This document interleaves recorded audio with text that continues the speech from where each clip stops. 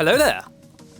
Welcome to the next instalment of RSF1 Division 2. I am Primus Gaming. I'm back. Today I am joined by someone different. It was meant to be Sync Diggles, but then we had a little bit of a problem. And Easton's not with me today. Today I'm actually joined by a former Division 2 driver who I've only ever had one comm session with, and that was in a race where I actually crashed. It's Brundle! How are you doing, mate? Well, Brundle's technically no more.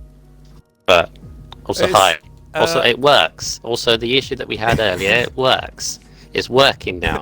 Well, it's working for today, so I'm happy. I'm also here. Very happy. And I'm also happy you did a Kenobi reference. It was good. Well, you know, you got to spice some things up. And yeah, for the first time, we actually have a full commentating session together on an official league race. Last time we did something together was it was actually the feature race for the F2 cars, you, me, and Raikkonen. So, that was fun, wasn't it? Oh yeah, I love those cars. And this is the last season we're going to see the branch of 2020 cars within RSF1, because hopefully we'll hear something soon about F1 2021, and to be fair, I'm actually really excited to hear something on it because I'm looking forward to seeing that Aston Martin on the game. I already love seeing that thing in real life, and I want to see that Aston Martin in a game. I think the Aston Martin is overrated. I'm sorry, did I say that out loud? It's just the fact that the last time I saw like a green car on the track, like a proper green car, was Caterham. But I mean, like, I liked Jaguar, and then Caterham came around, but they were, let's face it, they weren't great. They're a complete backmarker team, and in 2014 they didn't actually finish the season. They went bust. They ran out of money. But Aston Martin coming around is interesting because, first of all, they still got their Mercedes engine. The rules have come in about them not copying the previous year Mercedes like they did in 2020. It's a completely whole new car, and Aston Martin hasn't been in the sport since 1960. That's 60 years since Aston Martin was a Formula One team, and it's great to see them back, but I want to see how a British team can do, like, getting back into it, because we've got McLaren, that's one British team, but now we've got three in the fray. I know it's a British team, but I'm being kind of picky here, because the two drivers are Canadian and German. German? Yeah. That's me just being picky. Little voices in my head, but hang on a minute. No, it's good to see another British team on there. I hope they do well. In terms of livery, we're talking about it just there. I like it, but I just feel like they could have done just a little bit more with it, if that makes sense. I do agree. You know, there could have been more, because don't get me wrong, I love the shade of green, but I think if you're thinking of Aston Martin, you think of either silver or like a really dark forest green. I had this talk with my brother-in-law, and I love the look of the car. I absolutely love it, but he hates it. He thinks if you do it like Jaguar green, or maybe even darker, it might look good for people like him and you to enjoy. But some people they're not taking to it, which is understandable, because they've also added some pink in there. And to be fair, I like BWT, but I wanted to see just a nice normal green car. I don't want to see that pink in a way. We're stalling because, well, as you can tell, we're in the lobby and we are waiting. I don't know why we are waiting, because we have, I'm guessing, missing a driver. Missing a driver that I guess has been told to wait. I don't know. I'm clueless. I'm underprepared. I was drafted in last minute. Primus said to me, "It's like, do you want to come into this comm session?" And I said, "Yeah."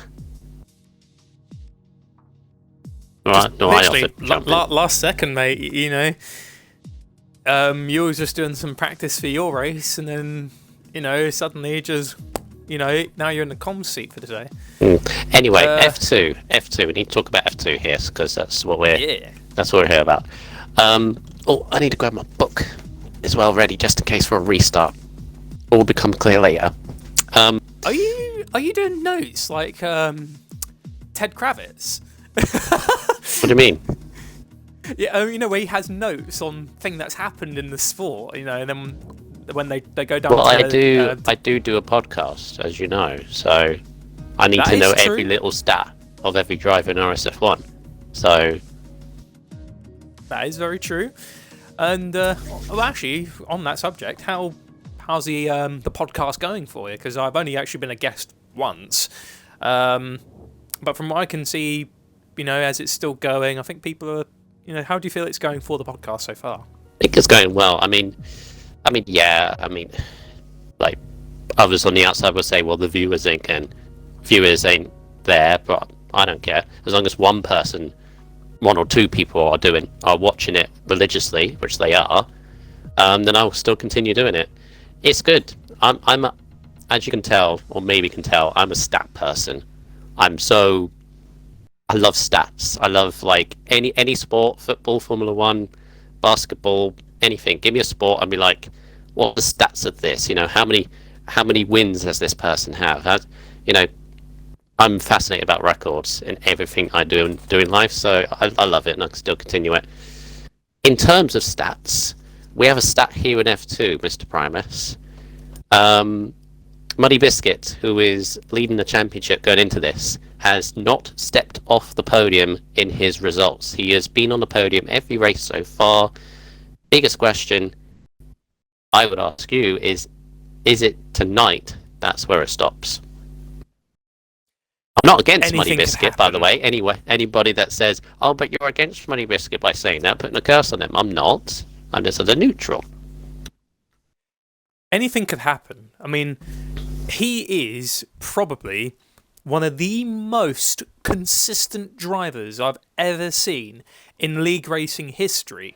He's not only gone through every race of the season so far without a penalty, but as you've just said, he's gone through every race of the season so far with a podium.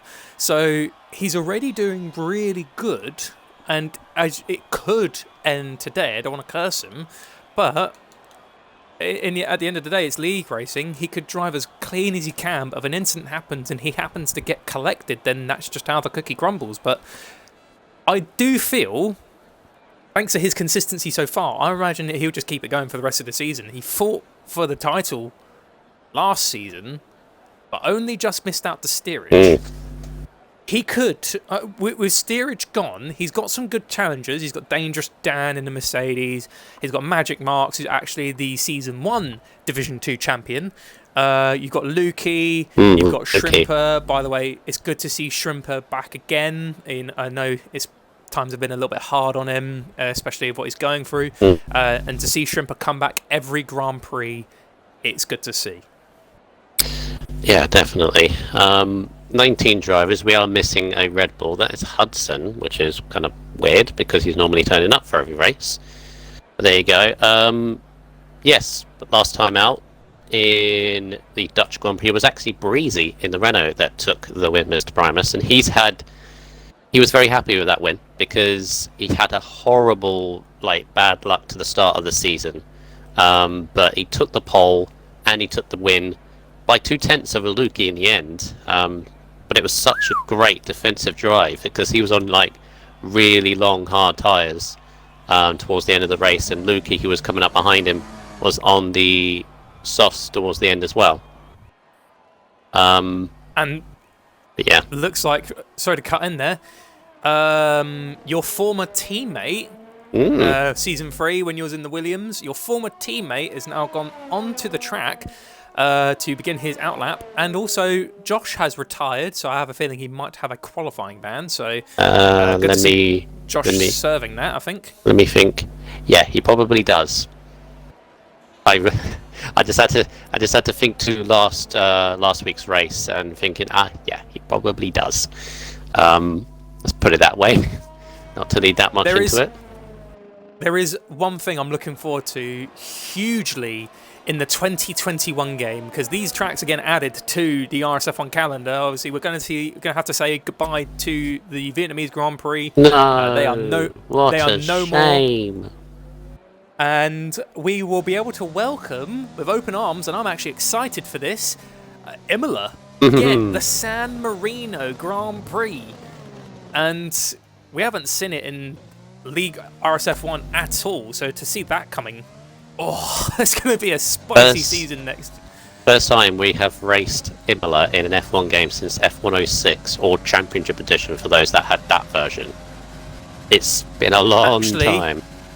F1 2013 did a classics edition. Oh yeah, they did. And not just with, but it wasn't. But the thing is it wasn't like a proper one, because it was the old Imola layout. It was the one where Senna had his accident back in 1994. Same with Ratzenberger and Rubens Barrichello.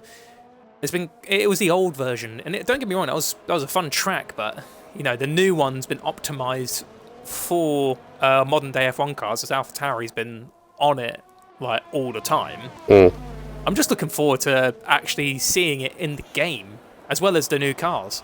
Portimao as well. So that was just added a few days ago. Portuguese. Saudi Arabia. Yeah. Let's not go into that. My opinions on that track and that area, etc. Otherwise, you'll be here all day and it will get very, very tasty and spicy. But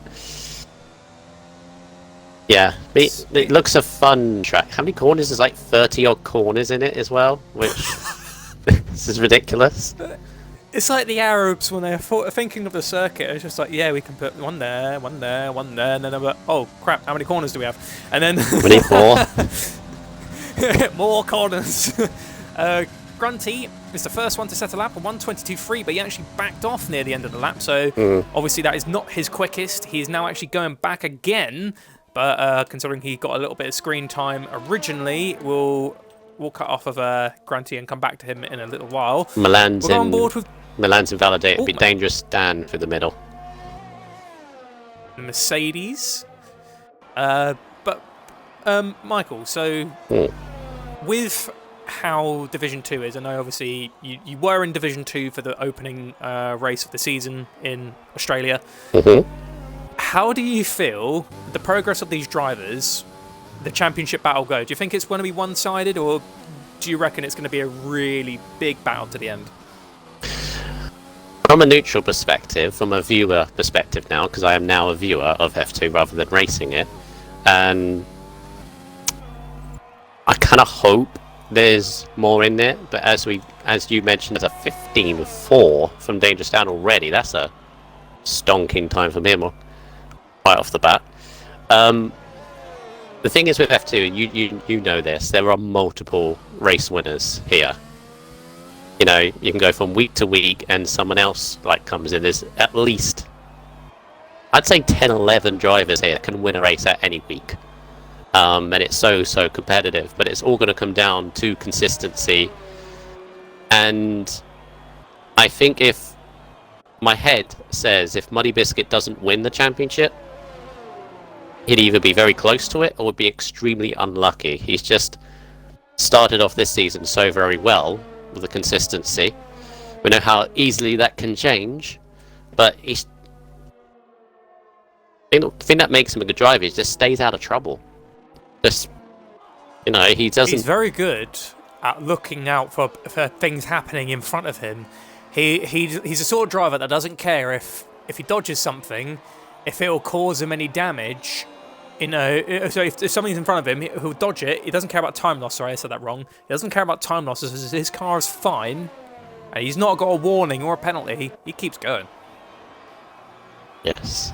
The scene in the chat. Good evening to Easton. Double Gravedigger. Gravedigger. Gravedigger? A 14. Yeah, Gravedigger. He's a new viewer, by the sounds of it. He's watched it over the past few weeks. He's actually recently joined, and he's a former friend of mine as well. So. Oh well, welcome, Gravedigger. When I say former friend, I used to race with him on F1 2013. That's how far back we go. Oh. Yeah. So. Yeah, so very happy he's joined us. He's an old friend, I guess. He's not old in age. He's just I've known him for a long time. Let's clarify that. He's not a... Yeah. Very happy he's joined us. Right now, we're on board with the AlphaTauri of Little Sparks as he's gone through the fastest first sector so far on his flying lap. That's a very nice, tidy entry there and exit of those little S's. It's fast right-hander. This is actually where we saw Roberts make an overtake round the outside back in Season 1 with myself and Bodder back in the day. And that was Bodder's overtake of the season. And pushing up, that actual hairpin will be gone, by the way. This is the last... Oh! Whoa. Little Sparks manages to save it after a touch of oversteer. Good save, but... Oh. I imagine he's not got any clean boxes on right now. That was a scary crash. Well, not a crash, near crash, sorry. Because if he wouldn't have saved it, he would have gone straight into like a wall. Maybe would have been fine. But still, we're going. Oh! I just snapped onto a driver, and then they crashed. I went onto Malibu, the woman of 1,000 names. Oh, and she's gone in the way of Williams. No, I think that Williams was off. Was an outlap. It's an outlap. That's fine. Oh, okay, that's good. That's good. But she took those S's, and it's a very easy spot to spin out. She just got a touch on the curb, and then off she goes. Goes the woman of 1,000 names. We would try and call her one name, but then she just changes her gamer tag. So yeah, Easton and I just decided to nickname her the woman of 1,000 names. Very easy to lose there. Turn 7 and 8, I believe that is. No matter what you do, no matter what assist you run, it seems even on full traction, the car just snaps halfway through, and it's normally a case of whether you catch it or you don't. Very easy to run over the curb as well. Is it Wedgie? Yes, I was going to mention that. Obviously, we don't have BF1 Racer anymore because he unfortunately left the league post Zandvoort. So we have a new driver called Wedgie, who is full-time in the Alfa Romeo. I have no research about this guy whatsoever, so into the unknown. Hopefully he has a good start to his career. You never know, this could be a championship contender in the making. Wedgie, as you said, he's taken over from BF1 Racer, and best of luck to BF1 in his next steps in his league racing career or whatever he does afterwards. Wedgie will now try and... Oh! Hello. Wedgie has just wedged himself into the front of the pack. Oh dear. Oh dear. But very well done to Wedgie, his first qualifying lap in RSF1, and he takes pole in Q1. Get in there, my son! He's an Alfa Romeo driver. He's an Alfa Romeo driver. That's what you know. My bias is showing through. Speaking of Alfa Romeo, next one is J Slee. Some people call him JS Slee, but I just call him J Slee. But J Slee in the Alfa Romeo, the other one, he's actually trailing his teammate Wedgie right now on the track. Tidy section there. Lap through turn Stays 9. On the throttle. Nice. Oh, nice work Lovely from little there. teamwork. Wedgie actually gave him a good tow. Fastest second sector, but it looks like J Slee actually misgeared coming out of the hairpin. And I don't know if that might cost him some time, but I have a feeling, if I had to make a guess, this could be a potential top 3 from J Slee. Round the final corner he goes. With a wobble at the last corner, but shouldn't cost him that much. 15.6. Oh, I think that costed him a little bit. I mean, that misgear and that little wobble. You did say. Let's see. Right, sink down. Dan's on a lap. Mm-hmm. Take us through, Michael. Rest of it, okay. Into final sector now, up and over the rise, which you can very easily lose the car. This for me is kind of the make or break of the lap. It's very finicky. I hate this last chicane. I just wish we were going through like the old layout through like these two right-handers at the end, but he's got through there very nicely and looking pretty good. This looks like a pretty good lap. 15.1. Ooh.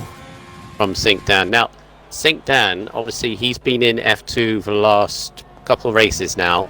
He has crashed out in both races, and I feel that's very injustice for what I think he can do. I think he's been very unfortunate in the last couple of races. I'm hoping today's the day that he can really establish himself into F2 now. Redemption day, really. Dangerous Dan has retired in P3. He feels good where he is. Back on board with Malibu.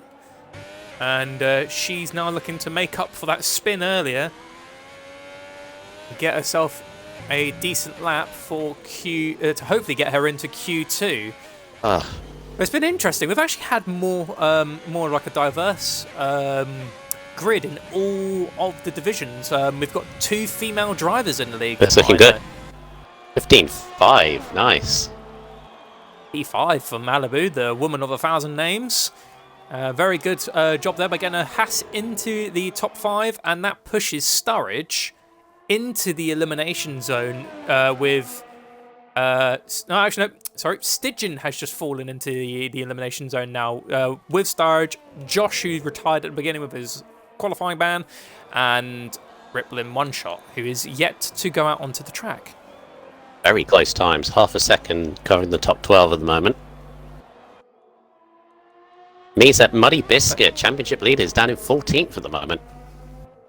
Don't think he's too worried, maybe. He is coming out of the pits. He's now getting himself ready for a lap. I'm going to give this one to you, Michael, when he gets himself around. Okay.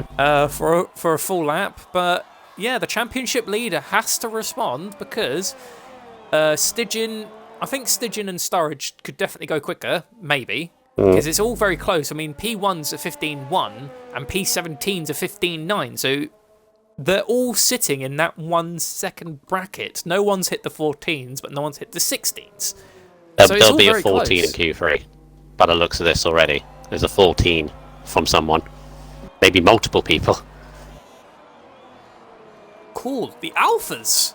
Jace Lee must have improved somewhere. Yeah, he did. And he's chucked his car into the top 3. You know what the weirdest thing is about... Because I'm normally, streaming. I'm normally in your position, right? And you've got the whole adjusted TV pod cameras. I don't. And the angle I've got is like literally... I'm like really high and looking down. It's a really weird angle. I could just about see the halo. And I can see the hands every now and again whenever he turns the wheel. Yeah. Weird. Anyway. Not a usual sight for you, because no. As you said, you're normally the main streamer. It's like I'm leaning forward all the time. Right, Muddy Biscuit, here we go. Pressure a little bit, 2 minutes to go. He's got to get a quicker lap in. I'd say another 2 or 3 tenths in this lap. He's got a car coming off to the right, that's Lukey. But down into turn 1, just before the 50-meter marker board. Clip the curb on the inside, but don't run over too much, because that's the reason why. Invalidate. Now he's under pressure. He could go again. It looks like DRT Evo is running out of time because he's now going back out onto the track.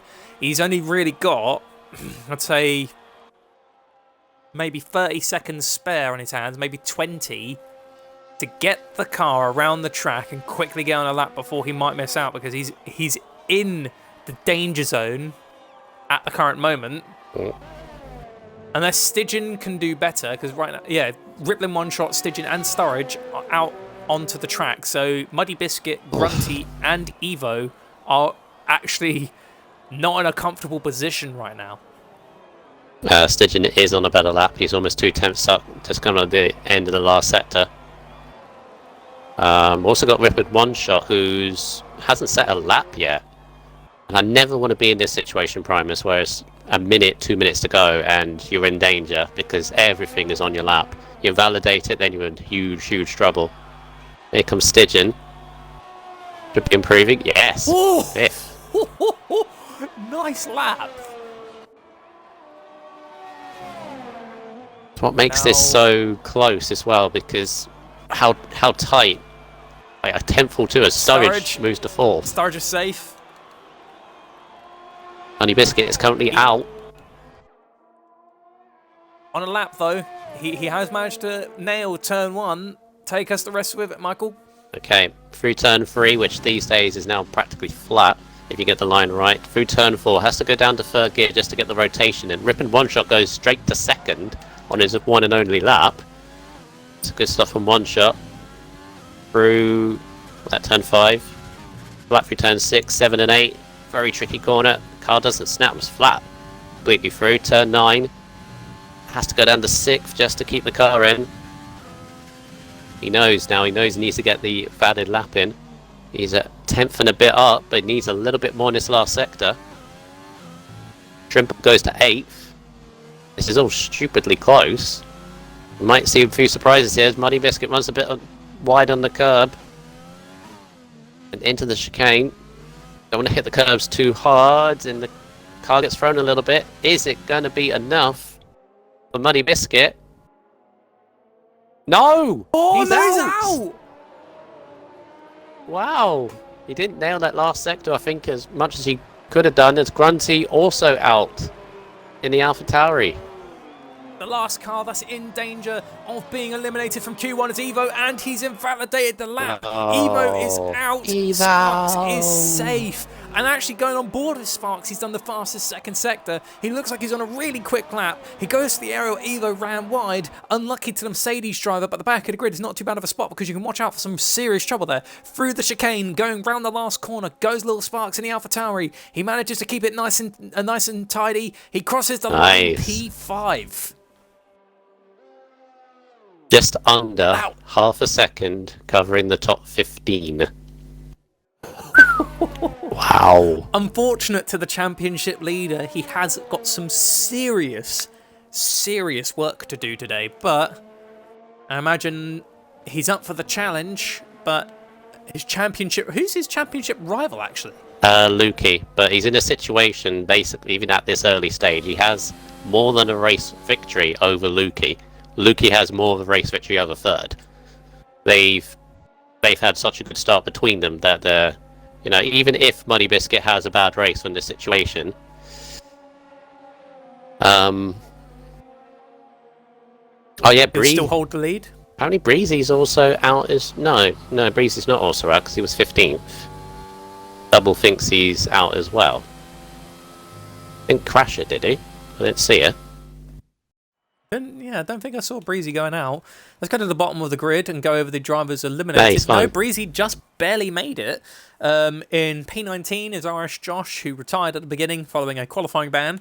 In P18 is DRT Evo in a Mercedes. Grunty in 17th in his AlphaTauri. And the championship leader, Muddy Biscuit, is actually out in 16th position. And now to Michael over the top 3. Have you just noticed the top 5 covered by a 10th?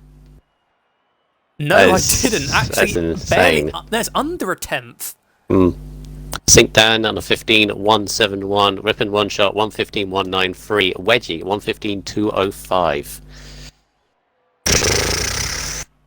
I'm glad I'm doing this race now. This looks exciting. Yeah, and the best part is currently right now, because I don't have my stream on my phone right now, I'm completely unaware of what the weather's going to be. It could be... Nobody's mentioned it. It could be a rainy day in Spain today. We don't know. Because... Wait, Josh, get back here. Breezy as well. Okay, that's... Ooh, okay, there's a couple gone. That's not good. I That's got not a good start. Medium tyres instantly being shown by some cars. Little Sparks, Malibu, Steffi, Weffy Gamer, Stygian, and Lukey are putting on the medium compound tyre. The rest are still staying on the soft compound. So it's interesting strategy calls being made. But this circuit has always been one for giving us weird results. I mean, who can forget the time when Pastor Maldonado qualified on pole and won the race back in 2012? Williams, yeah. And I think that was one of the last times Williams actually won a Grand Prix. Here's a stat for you. You see Maldonado obviously won that race in Spain. He then didn't score a point for the next 8 races. Oh. For some, Lukey's throwing a hint out, by the way. Sorry to cut in there. Oh, Lukey's don't go wearing on the wets. It is dry, apparently, according to Storage, Mark, and Double. All of which are terrible people for spoiling it for me. Yeah, it's dry, apparently. Anyways, Lukey's just continue with the... thing. Williams statistics. Okay, continue with the Williams statistics. Sorry, I just saw Lukey throwing the curveball Yeah, out there. Didn't the know if he was wets. actually telling the truth. Look at me, I'm on wet tyres on a dry session. Look how cool I am. Yes. Didn't score a point for another 8 races. Even had I think it was a grid penalty in the following race, Monaco. Started from the back and crashed out in the first lap. But yeah, for some reason, that car was on it on that day. No one can ever explain it. Loads of people really, surprised everyone back in 2012. Valencia, when Fernando Alonso was quite down on the grid, actually came back so much to actually 13th, I win think he the was. Grand Prix.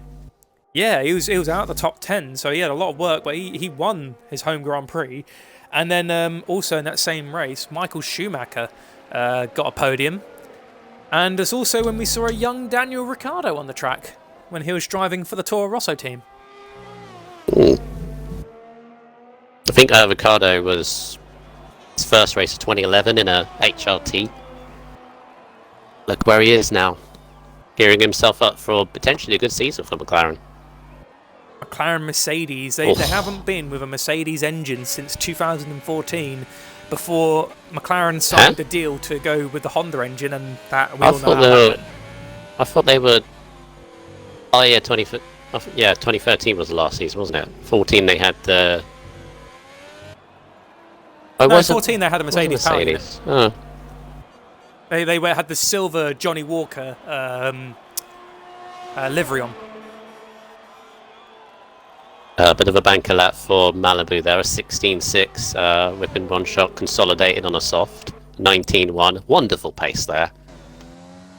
Little Sparks had a little bit of a moment there in the final sector, saw yellow flags being waved by the marshals, but Little Sparks can continue with his outlap. Hopefully he's not invalidated his next lap. Unfortunately, because he went and invalidated late on his outlap, it has impeded his next lap. So Lil Sparks, he can push it all he likes. I don't even know he's noticed. I don't even think he's noticed. He can't actually set a lap here because it's invalid. Luke's flashing. Yeah, he's still playing with us. He's trying to scare us, thinking now, because we've already been told what the results are going to be of the weather. He's just flashing his wheels at us. I just noticed something, Primus. Normally, like, start of the week, not many people know like the tyre strategy to go on. Like, later in the week, it's kind of obvious what we need to go for, unless you want to be different. Everyone, apart from Whipping Front Shot and Shrimper, are on mediums. Kind of weird. Yeah, Shrimper has also invalidated a lap because he's done a lap on those soft tyres and it's not gone through. And Sturridge, 16 dead at the moment from Sturridge, so very good work from him. And a little bit more work to go for the rest of the grid, because 16s is looking quite a nice time. It's about a second off. It's about a second or so off the medium tyres compared to the softs, so pretty solid lap there from Sturridge. We've got to keep an eye on people like Sync Dan and Dangerous Dan. The two Dans are very, very consistent with qualifying. Actually, let's get on board with our dear old friend Wedgie, who's now about to begin a flying lap, and I'll pass it over to you, mate. Again? Okay. Yeah. Right, so we'll do a full lap this time. Actually, we did a full lap before, but anyway. Steffi goes second, so here comes Wedgie. Down into turn 1, nicely done. You can go over that curve at turn 2, but be careful, because you can throw the car or spin it into the wall, and that's not going to give you a good time at all. But nicely done. Completely flat through turn 3. Turn 4, the car just wants to understeer onto that grass, and it nearly got there, but it was all good. Turn 5. Second gear for that extra rotation. Of course, we know who says that. Flat through turn 6, 7 and 8. Missed the apex of turn 7, but that's fine. Turn 9, is he flat? No. Drop down a gear for 6. Easy, 15.7. Jeez. That was a good lap. And turn 10, mind the humongous bollard that's on the inside that I still think is far too big, but hey ho. 11, 12, nicely over. Mind the yellow curbs in this last couple of corners. This is a pretty solid lap from Wedgie. BRS and 15.6. He's actually 4/10 off of his soft compound time. Maybe they're not far off actually, to be honest, but shows they really want to push, really want to get through on these medium tyres. Very good. Breezy second, Milan goes to third. C in fourth. Has got Lukey now, who's already validated. Let's do an onboard with Dangerous Dan, and it'll be my turn this time. As Dangerous Dan goes round the last corner in his Mercedes, rocking the number 14, DRS active. Dangerous Dan now makes his way to start his lap in the Spanish Grand Prix. The Chinese Grand Prix winner makes his way down to turn 1. Doesn't get much of a wide entry going into turn 1, unlike how Wedgie did, but he still keeps a nice tidy first couple of corners, almost running a little bit wide there on turn 3. And now fastest first sector. And as Michael said, this spot is very easy for the car to just understeer off into the grass, but it doesn't look like Dangerous Dan's having that problem at the moment. A little bit overcast now. We're starting to see less sunny patches over the first sector and second sector of the track. And invalidates turn 6 and 7. 6 and 7, that turn 7 curb on the right hand side, it's so easy to invalidate, it's ridiculous. Always Sink Dan's had a spin in the last sector. Okay, because it's on an outlap. Yeah, it looks like he's okay. He's stuck in mode 2 and he's not using any battery. Yeah, it's so easy to invalidate that turn 7, it's almost annoying. Because it's not even half a wheel, it feels like sometimes. It's one of those, apart from the last corner, which is the easiest to go over the limits. Oh, he's run wide! Oh, Sink Dan is just not having a good start to the day. Well, not just to the day, to the qualifying session. He almost spun out. How's our fastest first sector? He almost crashed, for goodness sake. No, it's fastest he's done in the first sector this session, being Q2. So. Oh, okay. Yeah. I was gonna say, if that's the fastest first sector, I'll be surprised. Dangerous Dan, who's finally back at the point where he invalidated previously. I'm gonna go and continue my onboard with this point on. Flat out from the right-hand corner, he catches a little bit of grass on the outside. Dan moves out the way, thank you, other Dan. And now going down to the hairpin, this will be removed in the next game. It's actually just going to be just a bend, really. It's cutting it nice and close to the track limits there because he was actually touching the grass for a brief period. Looking quite quick. Don't catch too much of that curb because it can send the rear out and then you have a nice big old kick of oversteer and then you lose a lot of time. Dangerous Dan crosses the line and goes P3.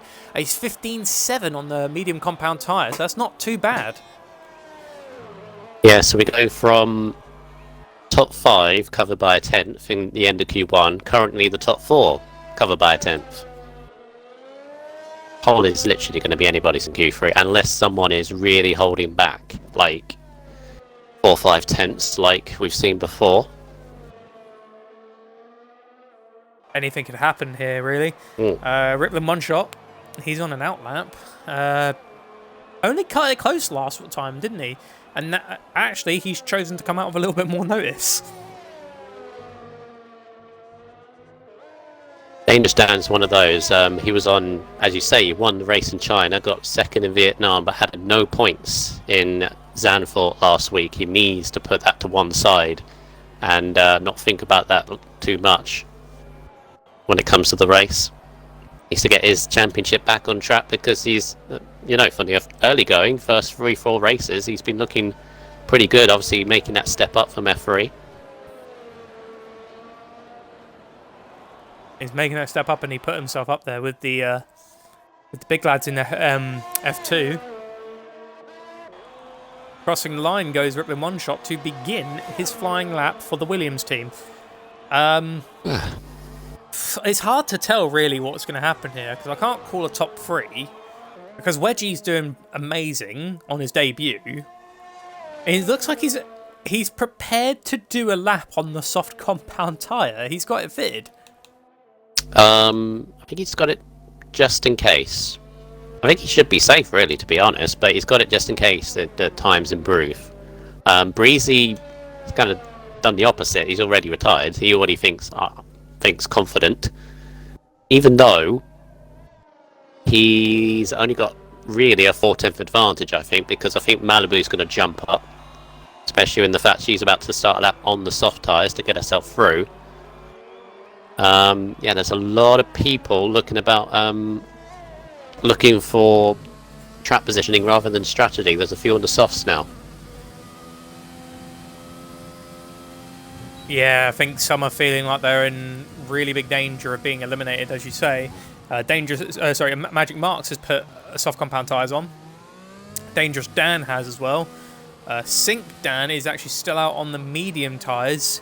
He's now dedicating to the medium strategy. If he doesn't succeed in getting into Q3 on the medium compound tyre, he won't be getting through at all.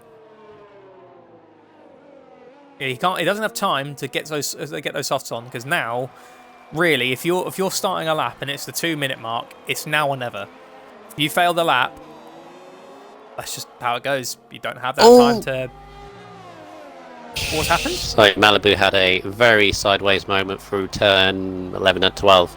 The other oh no, she's in the wall. She's out. Oh, big crash. Right at the end of the lap. She managed. And One Shot has crashed as well at the exact same time. Oh, edge of turn 2. Now is that gonna interrupt Sync down the car right on the exit? Oh yeah, he couldn't open up the chicane. Oh, that's horrible. And it's not Malibu's fault that the car's done that, but it has impeded Sync Dan's lap.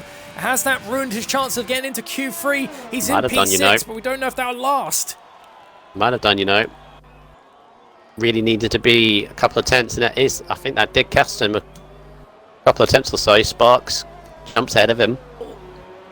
And now on board with Shrimper, the man in P15 who's not done a lap yet. There's 40 seconds left on the clock. He's been fighting illness for quite a bit. Has it impeded him on getting into Q3?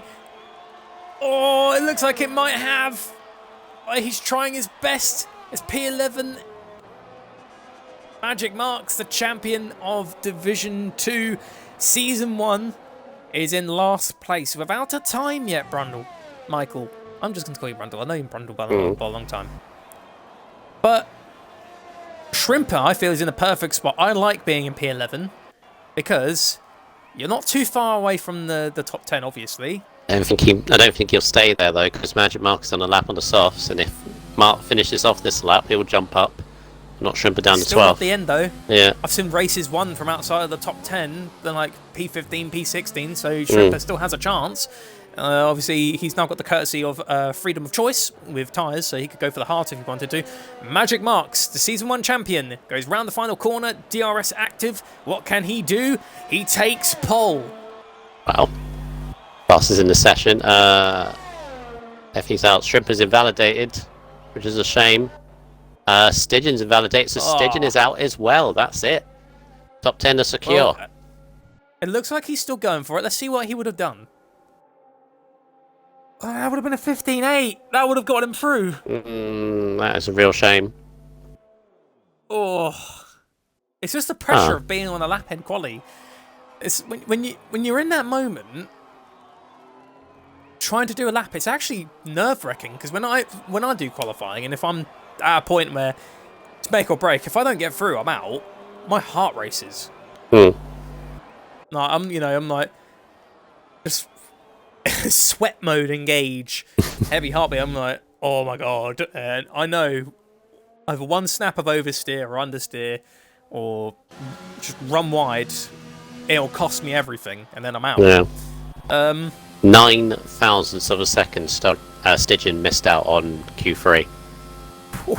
9 thousandths. Sturridge just scraping through. Scraping is the word I'm looking for. Scraping. Yeah. Magic Mark, the only one to start on the softs.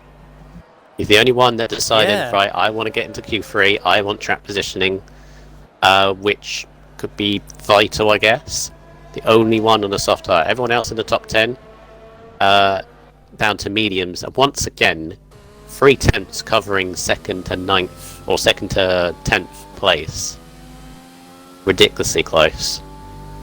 This is anybody's. So, Q3 is anybody's. He'll have an advantage going into the start because Magic Marks, with the soft compound tyres, being the only one, he's going to be the most aggressive driver going into the start. But anyways, going over the drivers eliminated, before we go over the top 3. Rippling One Shot out in 15th. Malibu out after crashing alongside Rippling One Shot. Steffi Weffy Gamer, unlucky, doesn't get into Q3. He's in 13th in his Red Bull, 12th is Shrimper in his Racing Point, and 11th is Stygian in his McLaren. Yeah. Oh, there's Hudson. Oh! There's Hudson. There he is. There he is. Can we start from the back? That'll be interesting.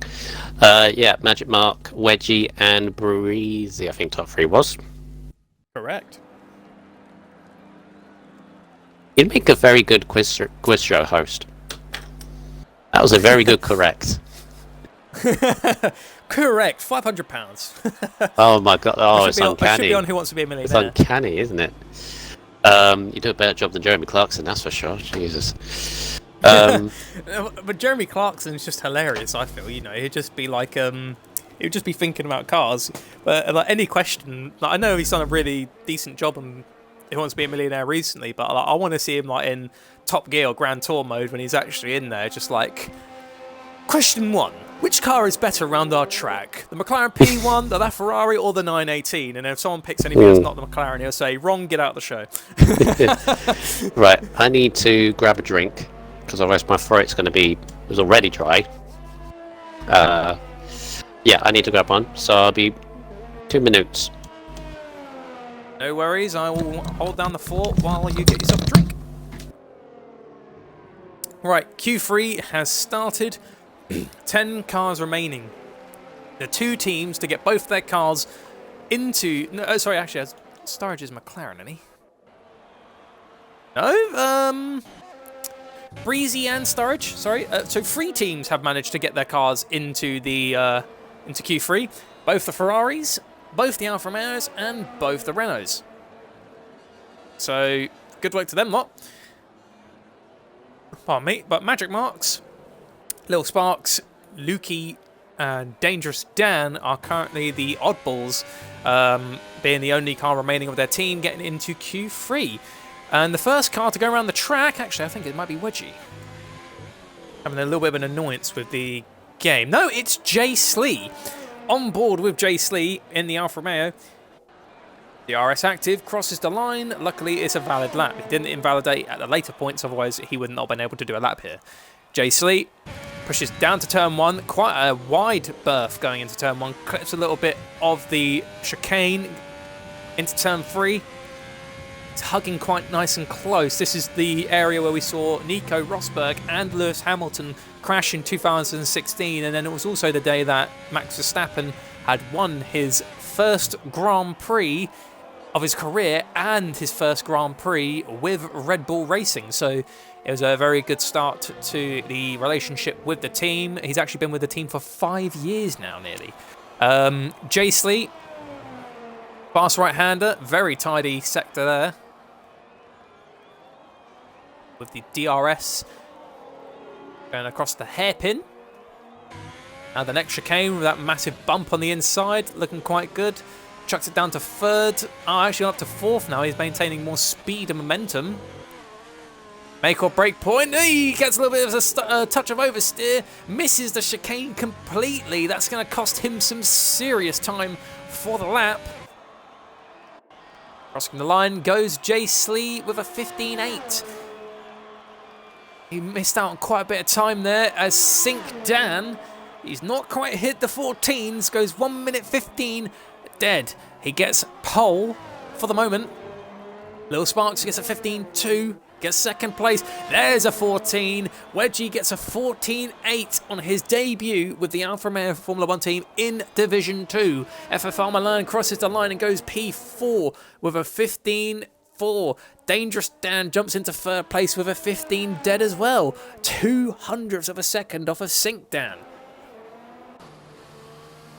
Let's see. Sturridge. No, Sturridge is the one who's not doing a lap in the Renault team.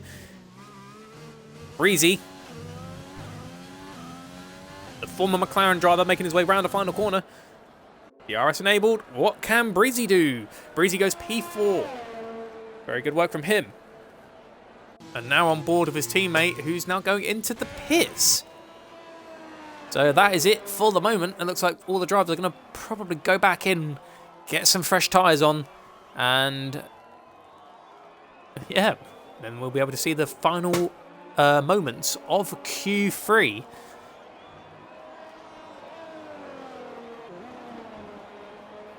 It's going to be very, very interesting. I'm hoping there'll be some good battles. We've seen some really good battles here in Division 2 over the years. We've seen the infamous Division 3, well, not just Division 2 actually. Division 3 had a really big moment back in Season 1. Huge crash. Division 2, the famous Skunk Burner crash when he was looking like he was going in for P3 is battling Magic Marks for the championship. Skunk Burner went away for a little while and then Magic Marks actually took the championship win at the end, considering Skunk had been gone too long, and when Skunk did come back it was already too late to sort of claim back those points, as Marks was on a tear and claimed that Drivers' Championship at the time for the Racing Point team. A little bit of RSF1 nostalgia there.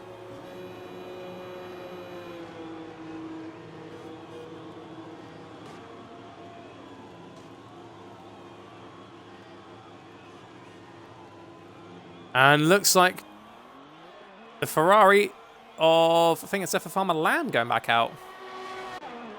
Nope, that's Sync Dan. Jace Lee goes 4th fastest with a 15 dead. Very good. He's only just 0.04 of a second shy off of Dangerous Dan's car.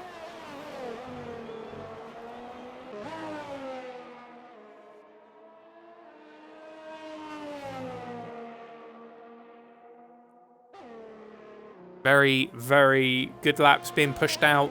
One has gotten into the 14s. The rest is just borderline outside of it. 5 minutes and 40 seconds remain. Can they do it?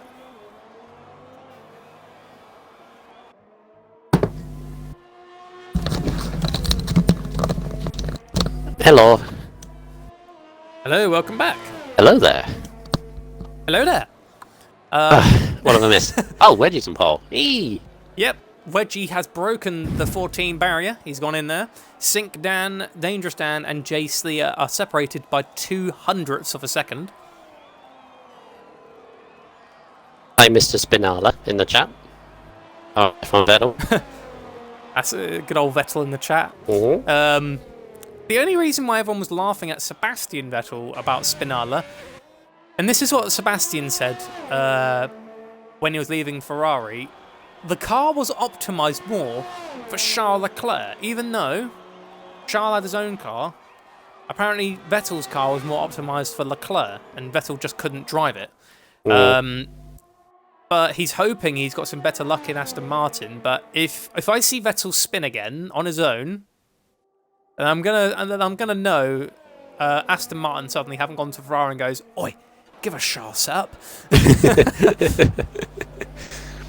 You know, if Vettel spins in Aston Martin, then he's got no excuses, I feel.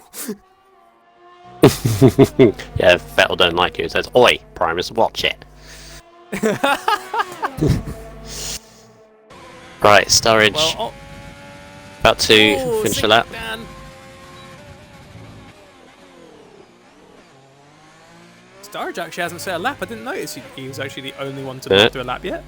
Going for the final chicane, nicely through there. Where's he gonna go? 15. Oh, it's 9. P9. That's still a good lap though, 15.4. It's just unfortunate that the times are too close. And Sink Dan bugs out last second. What drink did you grab yourself, sir? Cup of tea. Nice. Cup of tea. Helps with the voice vocals. I'm having a zesty drink. Can't say the name because we're not a sponsor. Well, they're not a sponsor, sorry. What? I mean, you can say the name there because we're not sponsored. So you can say what it is. Oh. Okay, I'm having Coke Zero. Well, there you go. Now, when you said zesty, I thought anything with lime or lemon in it, and then you... No, I'm doing a Clarkson in Africa. I remember when they're pulling the cars across the water, and then he's like, he can't say Coke or anything like that. Zesty they're trying to avoid saying, yeah, I'm gonna have a zesty drink. I watched that last night, my nan. That was... I watched that earlier. Best moment for me is his handbrake log, the wood thing when he was rolling down the hill, and it bounced up and hit the rear window. Yeah. He's counting it later on in camp, and he's just like, why do they call it safety glass? Because it's not. Why does it have to shatter into 18 million pieces? Why can't it just go into 4 pieces? And then it's like 18 million and 10. Lee, about to start a lap now for Q3. Currently it's an Alpha 1 and 4, which is making me very, very happy. Let's see if he can move himself up. He's had some really difficult qualifying sessions the first few weeks. It's had to come from like the depths of outside the top 10 as Sturridge is called it a session. Okay. Maybe he didn't have any more tyres left, maybe that's all he had. Actually, I didn't see the first sector time. I see through 7 and 8, flat through turn 9. Absolutely. That's perfect. Yeah. Always 10th and a half up. It's equal with his teammates Wedgie's time. Nice through 11 and 12. Perfect over the bump. It's looking very, very good. This could be a 14 if you can nail the last chicane, which is very difficult to do. This looks pretty good. Is it going to be a 14? Yes! Oh! Yes, oh, so close to his teammate. Lap. But he's only 500ths of a second off of his teammate. Oh my god, that was close. Sparks is done. Whoa, Sparks. Last corner. Nearly did an Alonso. That's compromised his lap as well. He's got way too slow of a start going down the start-finish straight. That's already compromised the lap from the get-go. Even if he gets a really good first few sectors, it's not going to be enough to recover after basically going from standing still on the final corner. It's just not enough. Breezy goes to third. Ooh, Renault's already doing some damage. It's currently still an Alfa Romeo 1-2. Can anybody change it? Ferrari might. FFR Milan is going through the chicane, looking quite tidy. Around the final corner, can FFR Milan break? The 1-2, no, just barely. And Wedgie's actually going back around again. Jace Lee, he's done. Looks like Wedgie's increasing. Oh, Little Sparks has gone again on the track. Oh no, sink down in the wall. Oh, and that's it. That's it for him. He's done. Sink Dan will be Little Sparks has been disqualified for going the wrong way. Magic Marks crosses the line, goes P7. Oh, yeah, you can see the stricken Ferrari and a slow-moving AlphaTauri. Luckily, it's not hindered Dangerous Dan. He's actually a 10th up on his time. He's matching Jace Lee and Wedgie's time.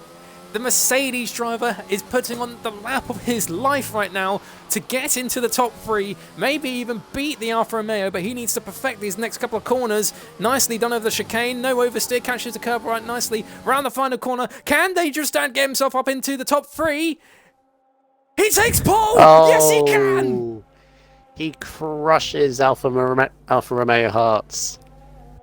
Crushes their front row, crushes their pole position. Oh, poor Precy. Precy was looking like he was on a lap and he invalidated on the very last moment. and it's just not meant to be for poor Breezy. Oh, that's gutting for him, but P6 is nothing to shrug off. That's still a very good starting position for the Renault. But Dangerous Dan, he found some serious time there. Like, he was a 10th up on his time when he was in the second sector. He found another 10th just from that chicane in the final corner alone. Nailed it. Absolutely nailed the last chicane. And the reward is pole position. I think he's already had a pole this season. China. Yeah, which he won. So, can he repeat the feat? I tell you what, he's definitely put Zandvoort to one side, hasn't he? Yeah, it looks like he's left back that tragic result, and he's putting forward, turned some negative energy into some positive energy, and it looks like he's done exactly that, because he's on pole now with a 14.7, a remarkable lap by the Mercedes driver, and you have to give credit where it's due. Wedgie, a tremendous job on his debut in quali. He qualifies second place for the start of the Grand Prix. That's tremendous. And he's even got his teammate with him for company in third. Team orders will be interesting, going down to turn 1 between them two. Very close to one another. There's got Milan, Lukey, Breezy, Sink Down, Magic Mark, Sturridge. And then Lil Sparks as well. Lil Sparks got disqualified, but because it's Q3, it's not going to push him down positions. It's just going to leave him where he is. It's just the game's not going to give him that courtesy. And getting to the end. And I also invited Dangerous Dan, and he not accommodating this. Question. Formation lap. Yes. Would you like the honours? Well, there's just been an interesting thing from RSF1 Vettel, and in the chat said, didn't Brundle say he has tea for his vocals? Right, we want to see an Element Snow-like formation lap then. You have to practically empty your lung when you say ass. It's always like... And also, you have to talk like you work in the post office. Like, and in 17th place is my friend, Derek, in the...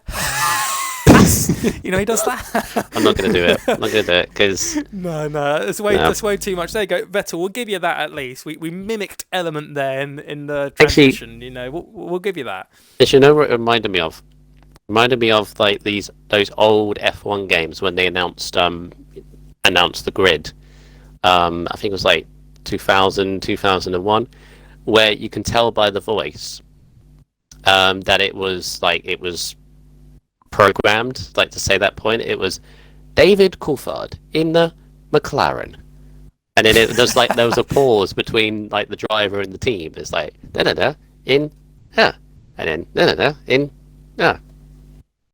Because it was programmed. The Champions game as well, when it would go over the top 5, and he's just like, it's Michael Schumacher in pole. You are in second. It's just like, hang on, say my name. That's why I like when they've got this one, when you can put your actual name, you can put like a nickname that Crofty will say. But I liked it when, you're looking forward to hearing about you, and it was just, you are in second. And he makes it sound like it's a massive mission just to tell him your position. But those were the days. I remember, I think it was F1 2000 or 2001, back when you had Irvine and Herbert in the Jaguar, because I remember I always used to pick them. And I was a very terrible driver back in the PS1 days. I'd like Melbourne, in turns 10, I'd always cut that corner, and then all you hear is, there's a Jaguar taking a shortcut. That's what it is. And I've been given the black and white flag. I've been given a black flag because I cut it way too many times, and I thought, I did really great when in reality I was crap. Formula 1 97, arguably the best F1 game for me. It's just one of the classics. Murray Walker commentary. It's just amazing. It's Brundle. Martin, that looked like a Ferrari just chucks the wall there. You're right there, Murray. That's a Benetton. Oh dear. So good. Anyway, why? Oh, there we go. I was thinking for a second it wasn't loading. Oh. Would you like the honours today? Thank you very much. Right. So in 20th place is JJ Hudson in as the Red Bull, obviously joined late in qualifying, will be starting at the back on the medium tyres. Then RS Josh, who obviously had that qualifying ban in the Haas. He's in 19th. 18th is Evo. He started on the hard tyres, interestingly. It's been a bit of an interesting call. See how he gets on from that. 17th, Grunty. 36th in the AlphaTauri. 16th, championship leader. I tell you what, Primus, if he continues his podium streak, I'm taking my hat off for him. I'm not wearing a hat, but I'll take it off virtually for him. If he gets a podium from 16th, that'll be tremendous drive. He's just connected with one shot. Who starts 15th. Malibu 14th in the second of the Haas cars, followed by Steffi Weffy Gamer in the Red Bull 13th. 12th is Shrimper, also on the hard tyres. It's just a 4-point drift around that corner, just for the cameras. And then 11th is Stygian. Those are the last outside the top 10, so obviously they'll be on fresh tyres going forward. Top 10, Little Sparks in the AlphaTauri, starts from 10th. 9th is Sturridge in the Renault. 8th is Magic Mark. Now he's got a bit of work to do on the soft tyres, starting 8th in the Williams. Interesting to see how he gets on. Sink Dan, 7th in the Ferrari, followed by the second of the Renaults, Breezy, was on pole last week, found himself in the 6th this week. Lukey has, last couple of weeks, has found himself in the Q1, so he's done well in qualifying to start 5th. Racing Point 4th is Milan in the Ferrari. And then we have the 2 Alfa Romeos, JS Lee in 3rd place. Wedgie in his very first race in RSF1 pops it on the front row, but he was pipped to pole position by Dangerous Dan in the Mercedes, who was on pole for China. Last time he was on pole. Can he complete the feat once again? He's going to be very hard challenge to do to take the win without too much competition, because I think this is anybody's. This race is going to be very, very interesting. And it's a common sight in real-life Formula 1 for a Mercedes to be on pole, and we've got a Mercedes on pole today, but the 2 Alfa Romeos are not going to make it easy for them going into turn 1, especially if they get a really good launch. Magic Marks, fresh soft compound tyres, will be an aggressive one. If he can jump a couple of positions going into the start, he's looking for a banger of a start. But we've got 1, 2, 3, 4, 5 red lights. And it's lights out and away we go. It looks like a bit of a bad start for Dangerous Dan. And it looks like Wedgie and his very bad first Grand Prix in RSF1 moves into the lead of the Spanish Grand Prix, being challenged almost there by that Ferrari of Sink Dan. And no, FF1 Milan, sorry. But Dangerous Dan luckily manages to recover back up to second place. He's got the Ferrari there with him for company. It's Wedgie, Dangerous Dan, FF1 Milan, Jay Sleeve. Looks like we've got a car down at the back of the grid. That is Gruntash or Grunty. Grunty's down the back of the grid. Hopefully he can recover. It's not a safety car yet, so unfortunately he has got some work to do. Very clean start from the rest of the grid though. They're all quite bunched up going into the end of the first sector zone, and it's still looking quite close. It looks like Sturridge and Lukey are battling out, going to the chicane of turn 7 turn 6 and 7. He's holding the inside Sturridge, and it looks like they have to back off there at the Racing Point, but luckily no harm done. And it looks like Stygian is challenging down the inside on the Ferrari of Sink Dan, going down to the end of the hairpin. Magic Mark's actually had a very poor start. He's fallen down to 10th position. He's on the soft compound tyres. There's 2 cars connected. Who's that? That's Mark and Little Sparks through the middle sector. That looked really clumsy on the exit. They were just locked together. Magic Mark is tumbling to the back. Damage as well for him. Ooh. That's not a nice way to start the day. Meanwhile, Wedgie, fastest lap of the race so far with the What? DRS enabled? We're only just on the first lap. Oh, it's a visual thing. We've had this for ages. It's technically lap 2, but it says lap 3. So. Right. Yeah. Now the grid's having a little bit of a panic attack. We'll wait for that to get properly up. But Wedgie leads his first ever Grand Prix in RSF1. He's pulling away from Dangerous Dan. So very good pace from Wedgie. And if he can keep this momentum going, he could claim his first ever race victory in the Alfa Romeo team on his debut of all days. But for the moment, We keep moving ahead with the rest of the Grand Prix as Sink Dan's the first car to collect a penalty. Nope, there you go. Steffi Weffy Gamer joins him in the penalty club. Muddy Biscuit is down in 15th position. However, I don't know how he's doing down in the back of the pack there. I'm still waiting for the rest of the grid to actually fix itself because they're saying Magic Mark leads. There you go, sorted. Lovely jubbly. Wedgie now holds the lead of the Grand Prix. Meanwhile, it looks like Malibu, the woman of 1,000 names, is putting pressure on the Red Bull of JJ Hudson. Overtake down the inside, the woman of 1,000 names. Can JJ Hudson, who's went from 20th place to 11th, might I add. He can't defend from that battle. He has to let her go on that one, but he's staying quite close to the female driver. And just for the moment, JJ Hudson has to settle for 11th. Great start from Hudson. That midfield back from like 12th backwards was absolutely ridiculous.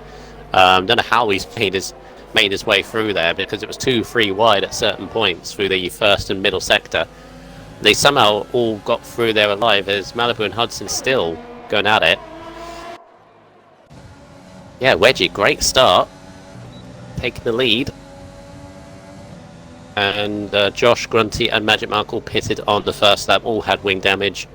All going on different tyres. Josh on softs, Grunty on mediums and Magic Mark on the hards.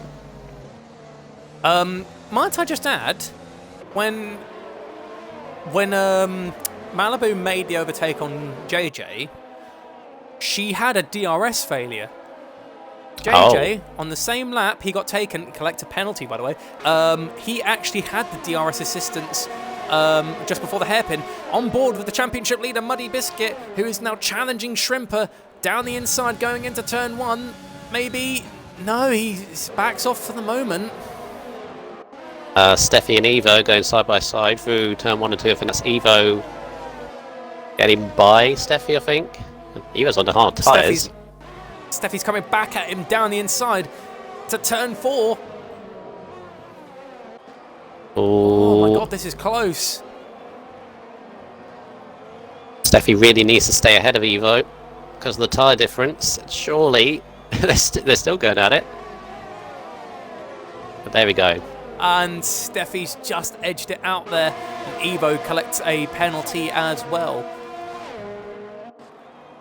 Ooh. Wedgie's already outside of the DRS. On down, really got his foot down. Right now, the gaps are starting to slowly increase. The leader of the race has already increased his gap to 1.3 seconds and growing. Sink Dan actually is challenging our friend Stygian. DRS and the ERS assistance. Stygian has, look at that speed compared to the McLaren. He's actually taken off his ERS, so he backed off for the moment, but maximised his speed with the DRS still. This is a very good start, isn't it, Michael? I was about to call you Brundle, but yeah, I'm getting sick of being called Brundle. It's alright, call me whatever you like. No, not whatever you like, but anyway, Brundle or Mike will do. I just thought for a second, maybe not say that. Yeah, good professional start, I say, from F2. It's been battling. It's kind of all poised at the moment. You got the top 5 kind of pulling away. Wedgie's out of DRS, so he's under no threat, doing a very good job at the moment. And then it's to get back to Sturridge, Lukey, Stygian and Dan in this train of 4 cars here. Shrimper on the hard tyres doing very well actually in 12th, hanging on to these guys. And he's holding off the championship leader while maintaining a harder strategy. That's not an easy feat to accomplish. We'll go on board with Lukey, however. JJ Hudson's lost it. Going down into turn 1 though, goes Lukey in the racing point. Sturridge tries to defend, but Lukey just had that speed to get him that little bit further and moves up into P6. JJ Hudson, after having a few spins, retires in the pits. That's not, however, an on-track retirement like a crash or anything, so we've had no crashes.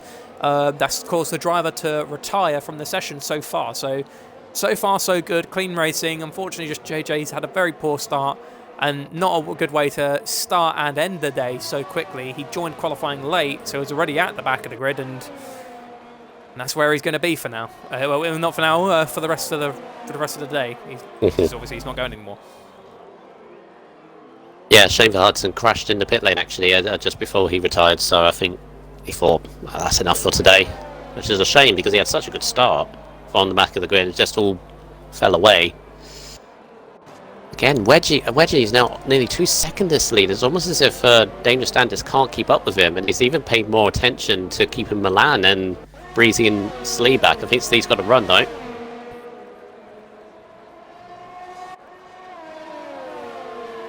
Here comes Slee. Oh, yep.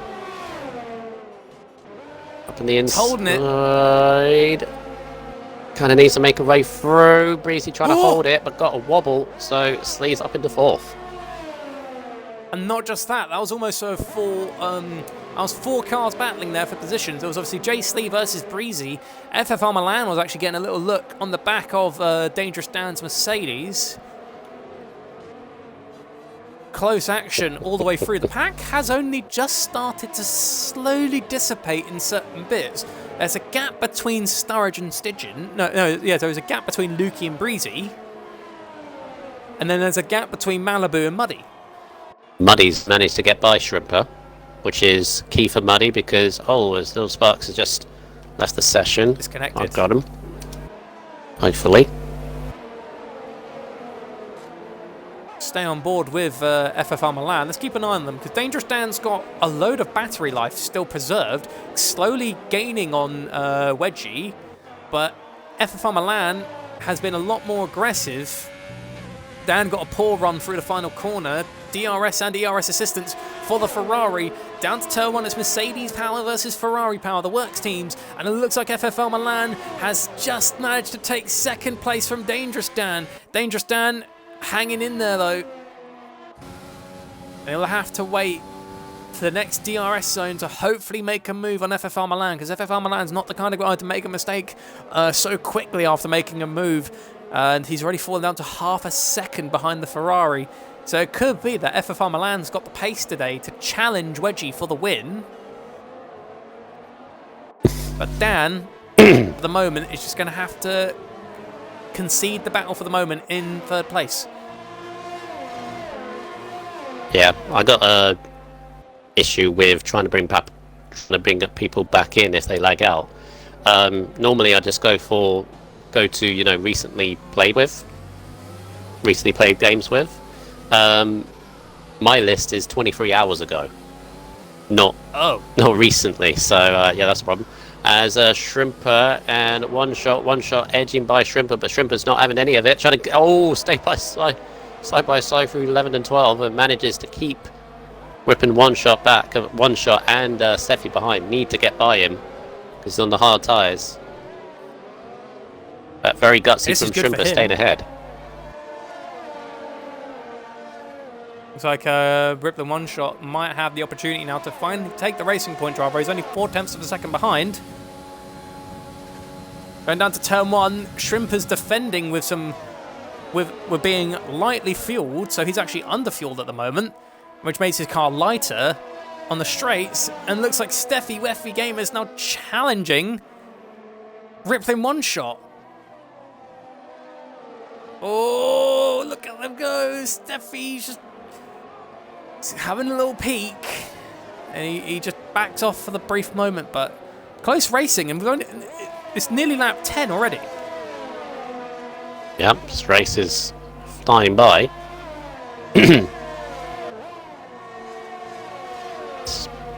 It's interesting from Milan getting by Dangerous Dan. It doesn't seem to have shaken him off. I mean, the timing pages Staying in the DRS. Time pages are gone again, but I still think Dangerous Dan is still there. Yeah, in fact, he is. I thought Milan got a better run there. Sorry for cutting in. All right. Yeah, so it's almost as if these 4 even though they're not going to think that at all. They're going to be like, I want to be ahead of you. It's almost like they kind of need to work together here, because Wedgie's out of DRS. They got to use their DRS trainer they've got at the moment just to pull themselves back to where Wedgie is. Because at the moment, Wedgie is just comfortably going along. In fact, his ERS is very, very good actually, about mid-70s. He's barely even used it. He's used it. Grunty's now left the session. Okay, that's not good. He's not having a good evening at all. Wedgie, shame. He's barely even dipped into his battery reserves. Meanwhile, Milan is using his to keep Dan back. Dan's using his to catch Milan, but Dan's actually got 3/4 of the battery. I think Milan used quite a bit just to edge by Dangerous Dan into second. Dan needs to put his foot down with a little bit of battery power and the DRS if he wants any hopes of catching yellow that flag. Ferrari. Malibu. That's a Haas. Malibu off in the infield probably had a spin 11 and 12. Jace Lee's making the move down, round the outside, going into turn 1 on Dangerous Dan. Dangerous Dan's holding that line going into turn 2. He's got the outside. Now he's got the inside line going into turn 3. Side by side, pushing down to turn 4. It's Ferrari versus Alfa Romeo. Who's going to edge out on top? It's same compound tyre. Jace Lee gets that better run. Nice. Moves up into 3rd position. And Dangerous Dan is now having a poor start. He was on pole, has fallen down to 4th. I don't know if his tyres have fallen off or he's just struggling to keep up with them. Well, we knew from qualifying how competitive this was going to be. And I think it all goes down to you just need to be as consistent as possible with your laps. A good move from Lee.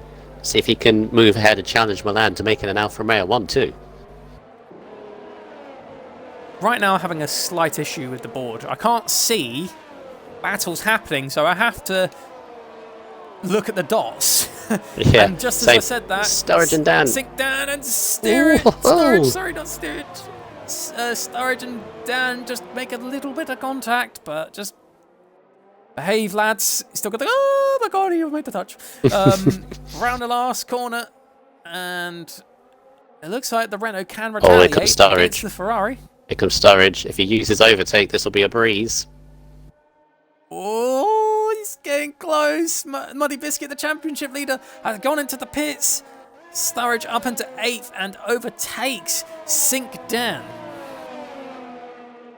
Onto the hards, Muddy Biscuit goes. He's going to the end. Bit of an early stop. I don't know whether he's willing to take. I don't know whether he can make it to the end from here.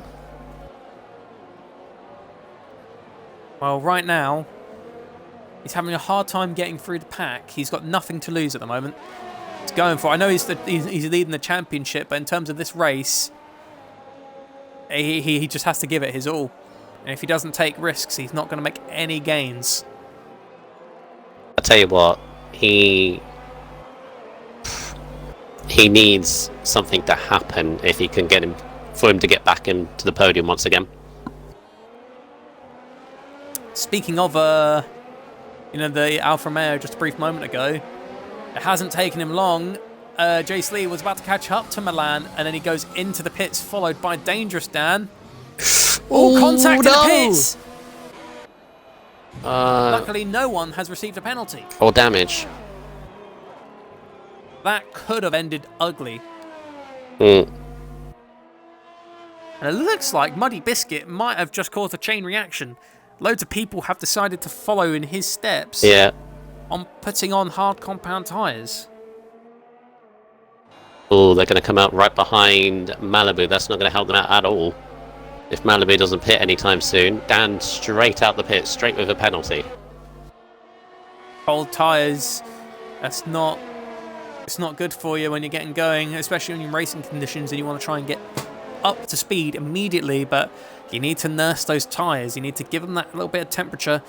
Right now, I'd say for anyone who started on the hards, if there's a safety car, it's compromised them hugely. Shrimper, DRT, Evo, they made good ground, but as I said, safety car, and that will just send all that work down the toilet. Is Reggie going to pit? Yes, he does.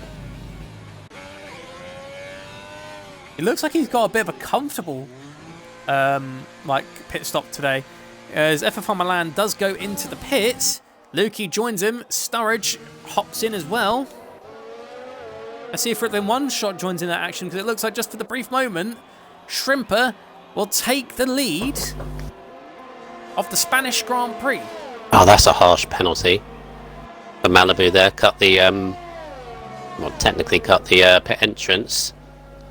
I was looking at JS Lee Milan out of the pits. Oh, JS Lee Oh my god! just stays ahead of Milan. And that was a brilliant undercut, really, from Jace Lee. Because he was behind Milan initially, and he got such an amazing outlap that he managed to take advantage of FFR Milan going into the pits and cut him completely. So it looks like, at this rate, we could be seeing an Alfa Romeo 1-2. Yeah, they're a net 1-2 at the moment. I was on board with Jess Lee thinking he's going to get a huge undercut on Wedgie, but instead he actually, I forgot about Milan. And, yeah, there he goes, into second place, but it's still a long way to go. We're not even halfway. Still plenty of this race to go left. DRT Evo is the only thing separating the two Alfa Romeo drivers from meeting, having starting on the hard compound tyre. Muddy Biscuit, unfortunately, not really making any ground at all with his early pit stop, and I don't know if it's worked. Rippling One Shot finally now goes into the pits. Jace Lee, fastest lap of the Grand Prix. Right now, Shrimper still holds the lead in his racing point, but that will change because he will have to stop it at some point.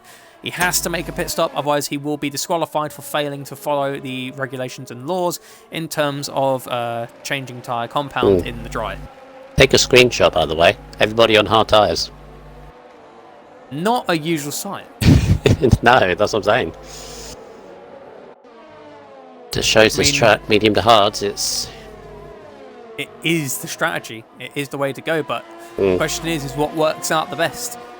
Starting on the hards or starting on the mediums? We'll find out at the end of this Grand Prix.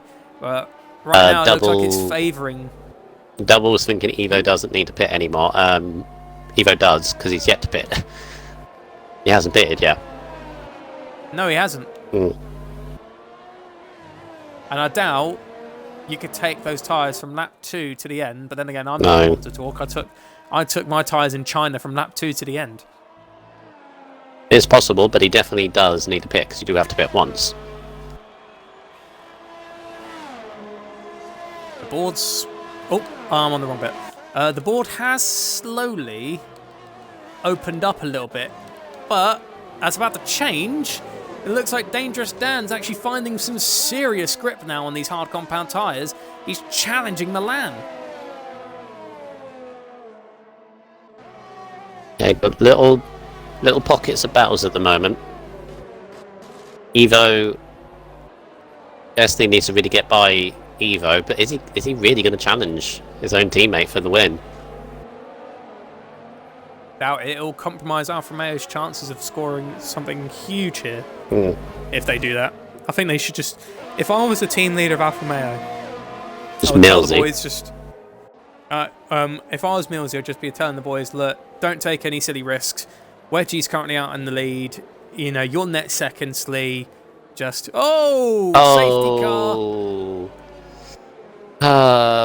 But the problem with F1 League racing, Primus, as we go on, as we keep saying, Alpha get a 1-2, is it can change very quickly. And Josh has triggered a safety car. Question is now can the mediums get to the end? Tap on some fresh mediums. Yeah. Anybody? So those that haven't pitted, really, time and safety car is kinda because only thing it benefits is the drivers that are yet to pit. Char, Shrimper and Eva, and they're both going to go mediums.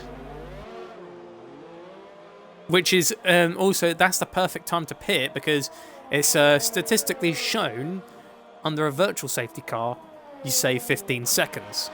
In a normal safety car, you save 30 seconds. Ooh. Obviously, if the pack is all bunched together...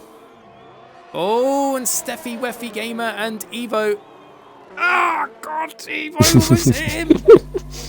Oh, Evo was doing his absolute best to get the power down and staying ahead of Steffi. It just didn't work. But I'll tell you what, Shrimper, with the medium compound tyre, with the safety car, it's probably going to be out for like a lap or two. Worked out great for him. That's good, because that will buy him a couple more laps with those mediums, and the whole pack is going to be bunched together. He's underfueled. He can slap it into lean. He can farm some fuel. And he could be looking at a prime opportunity at possibly, with no penalties at the moment, winning the Grand Prix. It's got to work his way through, though. And then there's also the question of, will those tyres last? Actually, how many laps is there left? There's... Well, after this lap, it'll be... Yeah. 16, and we saw... He can do it. I think he can do it, actually. Possible. I think he's just done the half and half strategy, like half the race hards, half the race on mediums. He would have gone on further, but that safety car did change the game. But that's done brilliantly for people like Magic Marks and Grunty, to bring them back into the game. Yeah. Now they can catch the rest of the pack and get themselves going. And this has done horrible things for poor Wedgie, who was leading by a substantial margin. Now can finally see some threats in his on his rear. But the question is will Jace Lee challenge for the lead, or is he going to play the rolling robot and protect his teammates win? Oh, it's tough. It's very tough because, speaking with Jace Lee, he's had a rough time in F2. I mean, the results maybe don't show it, but he's had a rough time in F2 so far. He would want this win. He would want it. So yeah, the question would be what do you think of the team? This is a brand new teammate he has as well, who's doing a very good first impression so far, but this is going to be a big test for him now. Doing that safety car restart, timing it perfectly, getting the jump on the rest. Hard to tell, really. As you said, new teammate, and his old teammate's got more points. Well, his current teammate's got more points than him. It's a matter of what's the call with the team, but Wedgie has clearly had the better pace for the start. Oh, hello.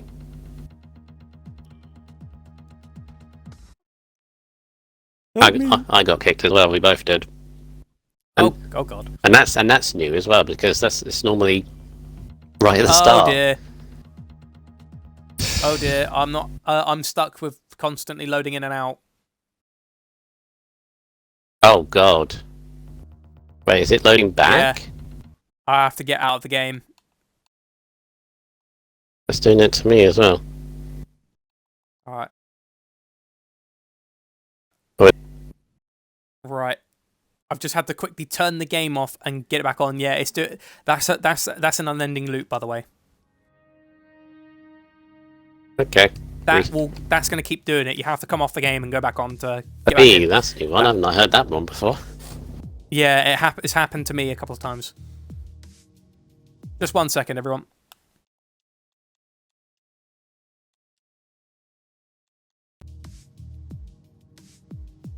There we go. Let's get ourselves back in. And miss the restart as well. Maybe I might just make it. No, if they went on that lap, we would have missed the restart.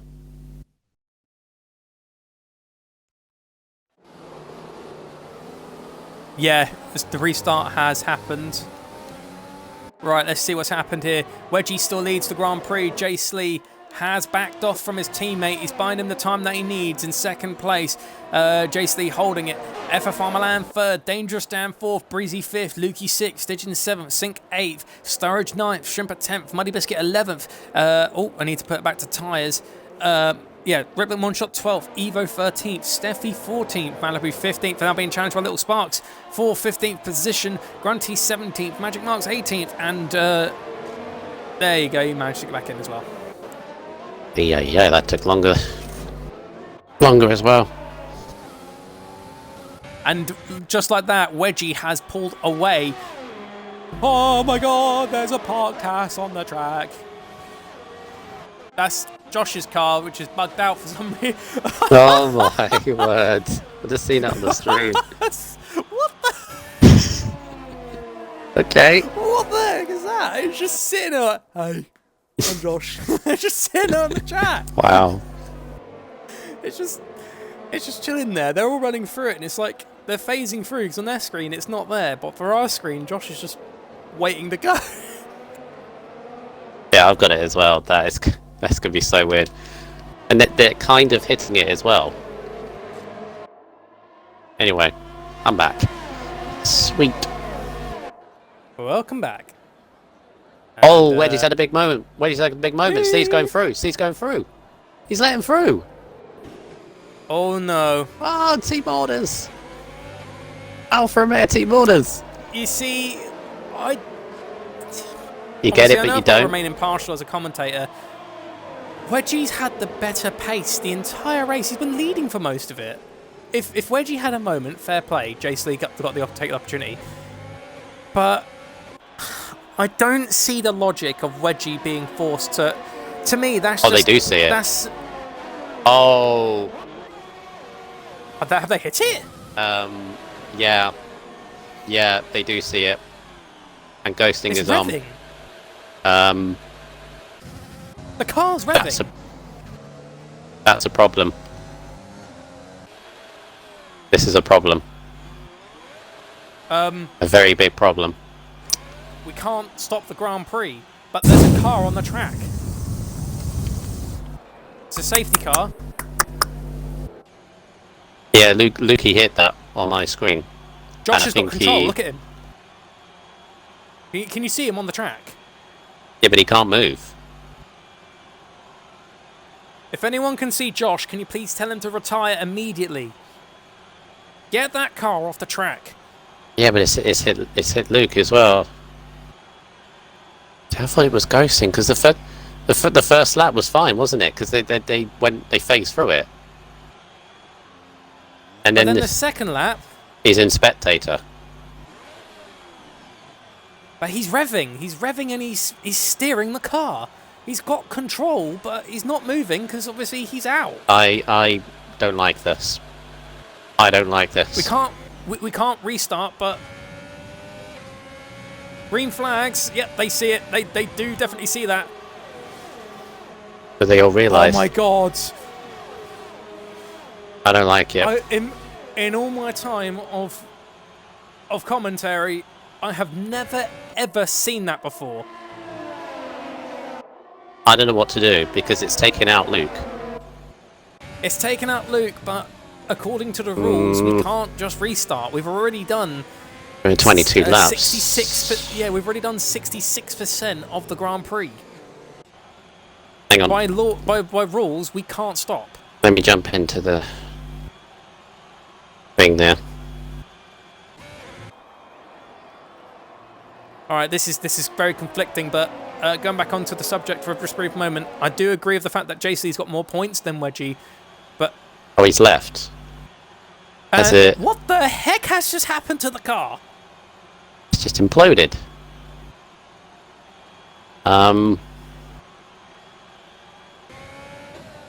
There you go. Josh needed to leave. Oh, him staying in the session kept the car on the track. I feel horrifically sorry for Luke there. Horrifically. It's not Josh's fault. He retired according to the rules. No, sorry. He crashed on the track. Sorry, he crashed on the track. You know, he had an accident and he did DNF. But if he was still in the Grand Prix, he would have been disqualified ages ago. Yeah. That I don't know what to say. I really don't know what to say because they went through the. Oh my god! Oh, Mark and Malibu look like they connected. They did, and Malibu instantly just into a huge tailspin. She's still going. Yeah, because they went through the first lap, didn't they? And they all ghosted through it. So me and you assume that it's just a visual thing from our point of view, and it's not going to affect them. And then we go through the second lap, and boom, it hits it. Oh, that's yeah. I really feel sorry for Luke on that. That's not Lukey's fault because everyone had gone through the car, and he just assumed it was safe. And then bam. We've got to carry on. That's the first time I've ever seen a spectator take out a car. Yeah. F1 2020, go home, you're drunk. Yeah, I love it. Well, Wedgie, he's fighting back for his position, because I don't know if it was team orders or not, but it doesn't look like Wedgie cares anymore. He's getting a little look on his teammate. Keeps getting like a really huge... That's the second lap now, because I've been on board with Wedgie. That's the second lap now that he's had such a good run. As Evo and Steffi going through turn 1 and 2 here. Evo on the mediums is in the same place as Shrimper, can move himself back into the points as Malibu's has called it an evening. I do... If they did do team orders, I don't agree with it, kind of. I know I've got a bit of remain impartial, but Wedgie was leading. It's almost like, you know, Austria when they told Barrichello to back off so they can let Schumacher win the race on the line. Ugh. Like, you know, I get it, it's for the championship, but, you know, the new guy's done incredibly well just to get told to go behind his teammate. A part of me just doesn't like that. I feel Wedgie would have gotten a win on his maiden voyage into the RSF1 season, and Steffi Little Sparks going side by side through last sector. What are you guys doing? Oh, he's a little bit jumpy, Little Sparks. Yeah, Sparks, and he cut off Steffi's nose there. And then Steffi's going to come back on the front straight. Little Sparks. That's more than one move. But Steffi's no. It's like Senna and Mansell. They're touching Tyres nearly. This is getting a bit feisty. This is all for 14th. 13th, 14th. Oh, Grunty's out. And that's a safety car. Virtual. I can't see the... Yeah, it's virtual safety car. There it is. I just had to pause the game and unpause it. Well, yeah, we have to wait and see what happens now for the rest of the Grand Prix when it comes to the win, though. But it's been a very... I mean, it started off very well, but that whole Josh thing really threw us off.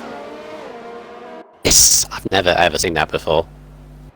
It's a new one on me. As I said, the only time I've ever seen a spectator who had retired earlier on in the race take out a car that's racing. And it's not Josh's fault. He was out. He was out of the session. He couldn't do anything.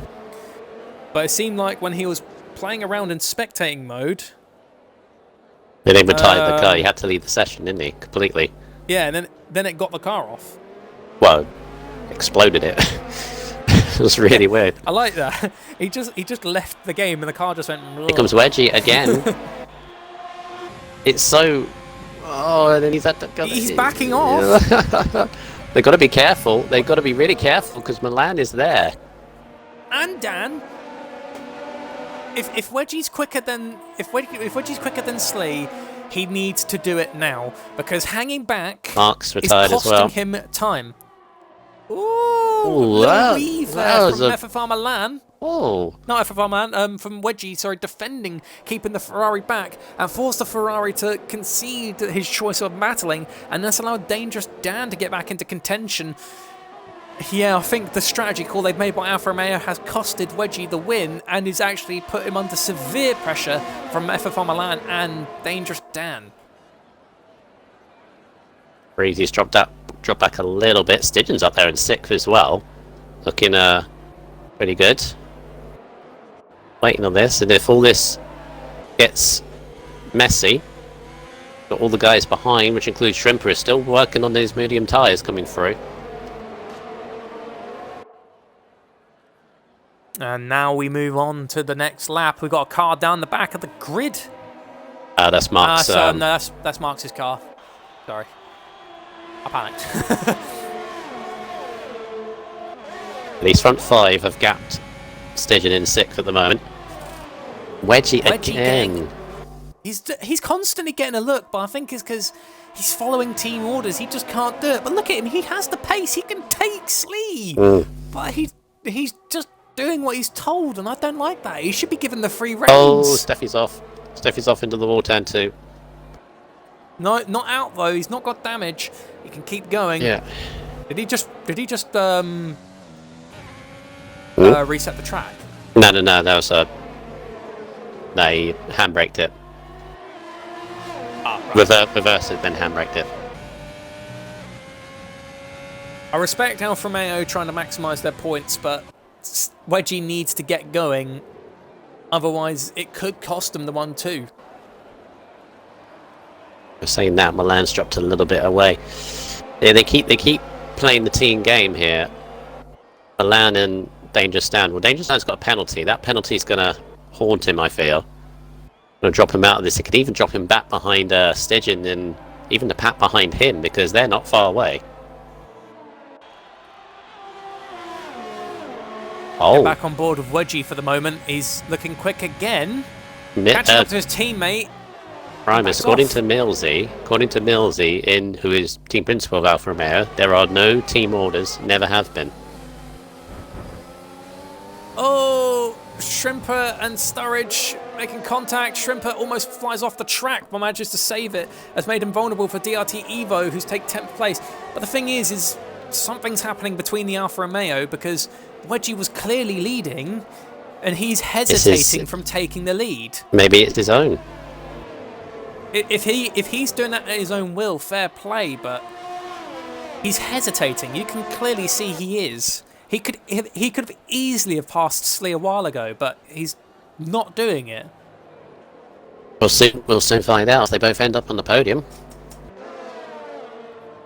At the moment, they're doing a good job. 5 laps. They're doing a very good job 6 laps away. Maintaining it, but it's just confusing.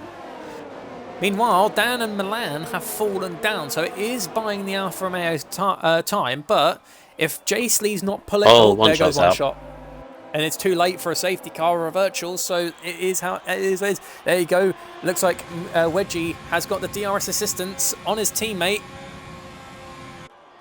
Yeah, he's backing off. He's not doing it. He could have easily have passed him there.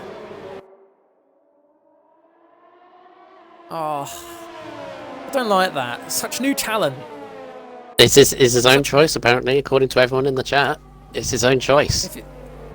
It's his own choice, and I respect him putting his teammate first, but such raw talent, and he's actually not using it to the maximum. He's not going for the win. He's thinking of the team game, and I respect that completely, but he could win easily. He understands the fact that Alfa Romeo need the points in both this championship in F2 and in the overall constructors as well, which is very admirable if that is the case. But I do agree with you. So many would want to take a win on their first opportunity. And the problem is because he's backing off, he's not making the move. It's allowing third and fourth to get closer. If Wedgie would have made the overtake, Dan and Milan will not be getting close enough. But because he's backing off, it's allowing them to come back at him. The thing for Milan is he can't get that good run out of the last chicane, and it's costing him. Wedgie is getting the good run, and in fact, he's actually going to doing it. He's actually going to take the lead back.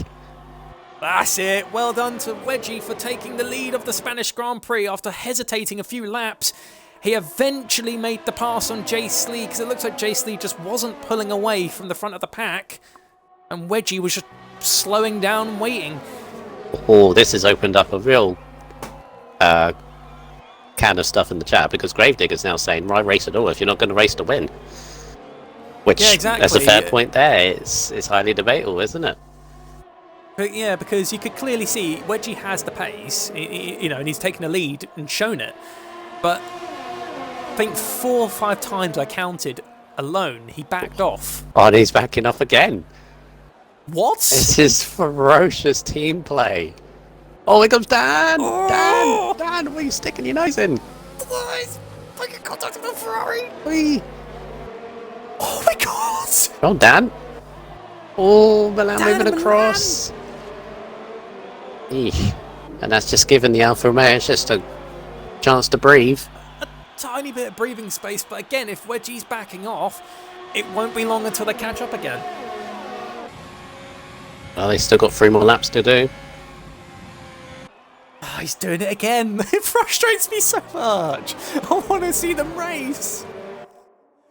Oh, I'm a commentator. I love the battles, but you can see it from both sides. You can see it from both sides. One side is like you just want to see, you just want to see like them battling, but at the other time, you got to admire the teamwork. It's working so far.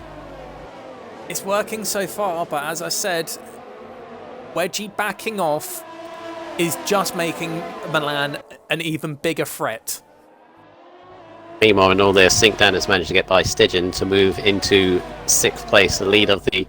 It's kind of like an A race and a B race at the moment. You got the front 5, and then the next 5. Which is just as intriguing. Got Evans. Oh, Wedgie! Wedgie almost lost the back end there. He saved it, but you could see the back of the car kicking out after the hairpin. But he let go of the throttle. You know, he just lifted off, and that allowed him to steer the car back in the right direction. Milan can't get that run out of the last chicane, and this is what's the story of this. Wedgie gets a fantastic run out of that last chicane.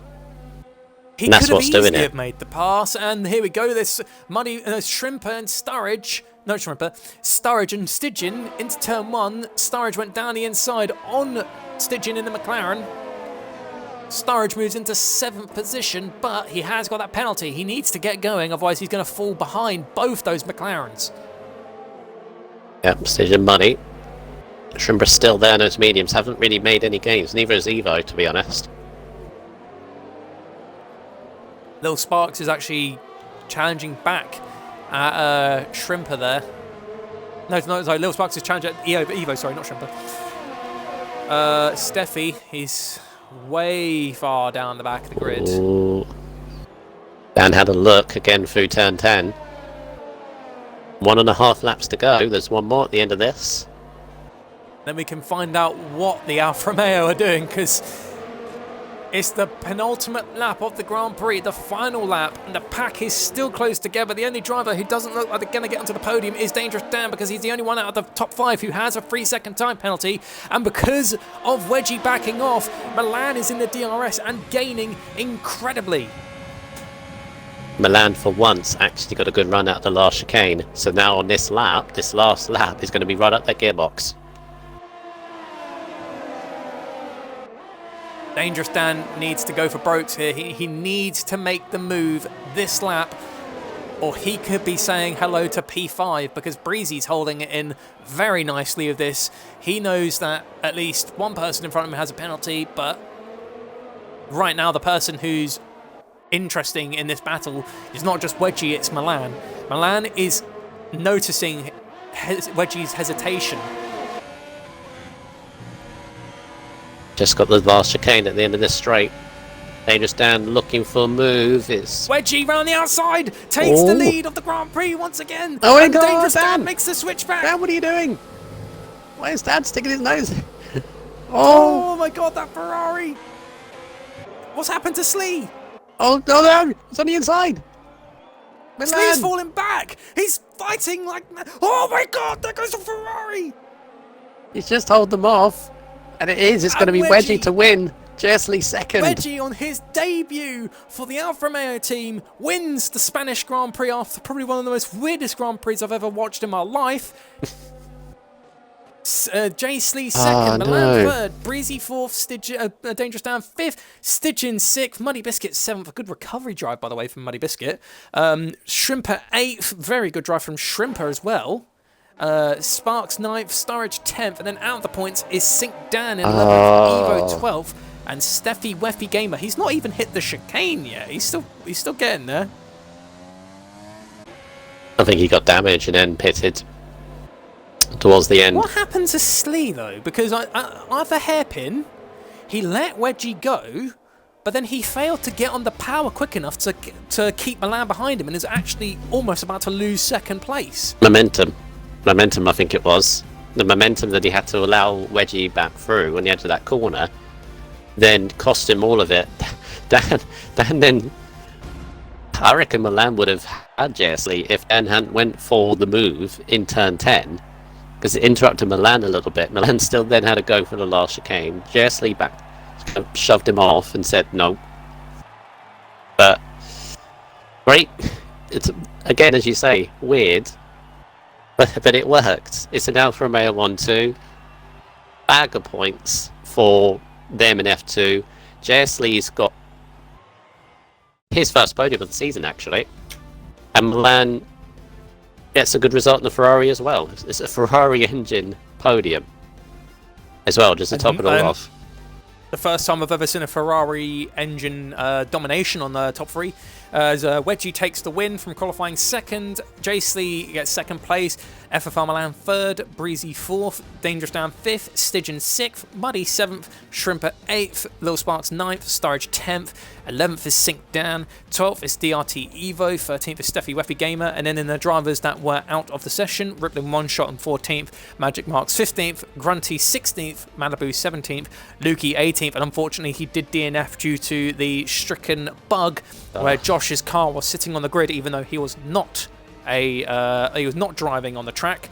So Lukey out in 18th place, Josh in 19th place, being the only person I've ever seen to take a car out on the track when he wasn't actually even racing. So that has been an interesting thing as well. And JJ Hudson is also out at the back of the grid. He started last and he finished last. Unfortunately, he just didn't have a good start to the day.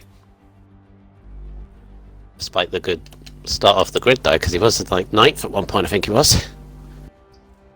That's the little thing I need to quickly ask you. Well, not ask you, I'll tell you, Brundle. The first time we have a full proper comm session on an actual league race, an official league race, we don't only just witness the weirdest bug we've ever seen, we've also witnessed the weirdest battle for first. It worked though, didn't it? Just. It did work. Get in there, Lewis. So Right right for Alfa now, Romeo, it doesn't work that way. It doesn't work like that. Has all the cars gotten in? Has all the drivers? Yeah, I think so. Right, so I'll interview third, you interview second, I'll interview first. Wait. Cool. Is that all good? Yeah, go ahead. Right, FFR Milan. First of all, we begin with you, mate, in the Ferrari. It's been a very, very mixed day today because we couldn't even tell really what was going on in most of that Grand Prix. But the weirdest thing to add on, which really put a hat on a hat, is when we got a safety car restart, you had to all dodge a car on the track. I'm just saying, because when the first lap happened, you all drove straight through it. No one hit it. But on the second lap, you saw it. You did see it on track as well, didn't you? Yeah, that was the first time I actually saw it. He wasn't even. He actually retired earlier on before we all got kicked. So that was the weirdest thing I've ever seen. But anyways, tell us about your race, mate. Like, how has the Grand Prix been for you personally? I think overall it was a pretty good pace. I had good start. I think I had the best start out of the top 5, but was held a bit, so I needed to go in the third place. But then I was fast and dangerous then, so I moved up to second, and then the undercut for Lee worked, which put me back in third. And then from there on, I was just watching the Alfa Romeos doing some dodgy stuff. But now overall, it was a fun race. Bit of a DRS train for 20 laps, but I think it was a fun race. And that P3 was a very good one for you. You had a close moment with Dangerous Dan there at the end, but P3 is all yours. And now the big question is Monaco. Monaco's up. Actually, is it Monaco next? Yeah. Oh yeah, it Monaco's up. Next week is probably one of the most difficult tracks of the whole calendar. How are you feeling for that? Not looking forward to it. Just keeping it out of the walls, and then we'll see where you finish. I think if you keep it out of the walls, you can get a top 10. It's not about pace in Monaco, it's about consistency. Well done on getting P3. And Brundle, do you have any questions for him before we move on to J.S. Lee in second? No, just obviously you've had a very good start to the season. You've been in the points since the beginning. That's your third podium as well, so you've had a very, very good start. So yeah, long may it continue, Milan. Cheers. Right, now, Brundle, on to you with Jace Lee. Hello, and yeah, JS Lee. I've got to say, for us, I'll get my words out here. Would you say that is your first race that you've had this season? Because I know, obviously, speaking with you, you've had a bit of a rough time in F2 this season so far. Is that the first race where everything has kind of come together, no issues, everything perfect? I wouldn't say it's perfect, but yes, it's the first race where I've gotten the podium since going to no traction. So it's paying off, I suppose you could say. Yeah. It wasn't the best race. I had to use quite a lot of ERS at the start in the first stint to get through the guys who got past me on my sort of launch away, which left me a bit weaker at the end. So my teammate was kind enough to let me pass and sort of defend on my behalf, and I let him by at the end because I was not going to defend. I had no ERS, almost. I had like 20%. So I was literally just defenseless. So yeah, it was a team. It was good teamwork. Yeah, great team result. Great result for yourself as well. Obviously had a difficult last couple of races. Obviously no score in China, and then 4 in Zandvoort. But yeah, seemed to be on pace all evening today, especially for a very competitive qualifying session. The lap looked completely hooked up. You know, I hope when it comes to my lap on Wednesday, I'm as hooked up as that, because it did look pretty good. Obviously didn't get the pole, but looked very nice. No, that's the best time I've done so far, all the practice sessions, so I'll take that as a success. Yeah. But yeah, do you feel now that your championship has officially got underway? Because obviously you haven't had that bad results, but this is your best results so far. Win could be on the horizon, possibly. But do you think this has officially started now? No, I don't. Because I think this no traction business is very track dependent, and compared to Zandvoort, this track was a lot easier to learn and get hooked up. So I agree with that. If there's tracks coming up that are more easier for someone who's just got no traction, then yes. But I don't think it's going to be an easy. Oh, you got Monaco next. You got a Monaco next now. Yeah, I don't know what I'm going to do for that. I'm not going no traction on that one, but that's up to you on that one. I'd probably do the same. I don't know. I'll see how the practice goes. Yeah. Anyway, well done in your second place. Yeah, it does good for you in the championship as well. Kind of keeps you in there, in and around the marks obviously gained on Muddy Biscuit. I think he came home 7th as well, and also gained on Lukey, obviously with that unfortunate DNF. But yeah, all good stuff, and great points for Alfa Romeo. Right, and now moving on to our race winner. So, Wedgie, before I get to a couple of questions I have for you, it's your debut. You qualified second, you took the lead, and you won your maiden voyage with the Alfa Romeo team. I bet you're ecstatic right now. I bet you feel great after taking your first ever race in the league, and you won your first Grand Prix. I mean, mate, it's pretty decent. But I was more worried about getting the 1-2, to be fair, because I've looked at the Alpha in the constructors, and we're pretty shit in the constructors. So, but Jay was struggling, so I knew Milan would try some outrageous lunge, so I just thought I'd sit behind and defend for him. I was very confused about that, because I counted 5 or 6 opportunities where you would have easily have made the pass on your teammate, but you backed off, and actually, I know you was playing defence for your teammate, but backing off actually got Milan and Dangerous Dan even closer to you. Yeah, but It was actually, because I didn't know if you was going to let Lee go to the end and win. And a part of me was thinking, I want to see the racing, but I was getting a bit frustrated seeing you backing off constantly, because in my time as a commentator, I've never seen anyone back off from making a move who could have easily got it done. No, but I mean, I'm not being cocky, but I mean, I was quicker and he had no ERS. So I was in a party with him, so I was playing for the team for the 1-2. And I knew if I'd passed him, he'd get absolutely swallowed. He had like 5% ERS with like 5 laps to go. So, I mean, Milan and Dan would have been all over him.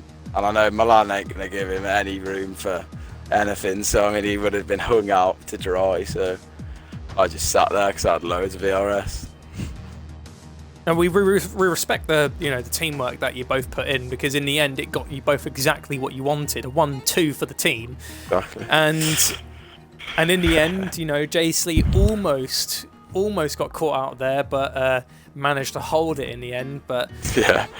So, as a person who's won a debut for their team, I won my debut back in the day, and you've won your debut today. So it's a good start to your racing career. And the big question is with your pace, do you think maybe in the next few races you could challenge for the title? I mean, how many races are we in? We're on round 6 now. 1, 2, 3, 4, 5, 6. Yeah. That was round 6. Very late, wouldn't it? But they were saying Muddy Biscuits leading it, but he never really finishes at the front. He just finishes like 6th, doesn't he, every time? Actually, that was the first time he actually didn't get on the podium in season 4. Really? Can be far wrong. He's consistently been on the podium, but he's gotten some decent points. Yeah. But last season that was the case, but this season, no, far from. Yeah, so I mean, he was on like 90 before this one, so I mean, yeah, it's possible. But, I mean, I don't know. You have to see. You have to see what happens. And same question that's been asked to the other two on the podium. Monaco, how are you feeling for that? I've not really practiced around Monaco, to be fair with you. I mean, that's all about qualifying, so yeah, we'll have to do a bit of practice and see. And I mean, yeah, top 3 hopefully in qualifying, and then it's following round, isn't it? A train around Monaco. There's no real overtaking opportunities, so it'll be a tough one. Well, congratulations and enjoy the victory for today, because that was a well-earned victory. And that's been it for the Spanish Grand Prix. And Brandel, what a heck of a day. I bet you're glad to have hopped in now, aren't you?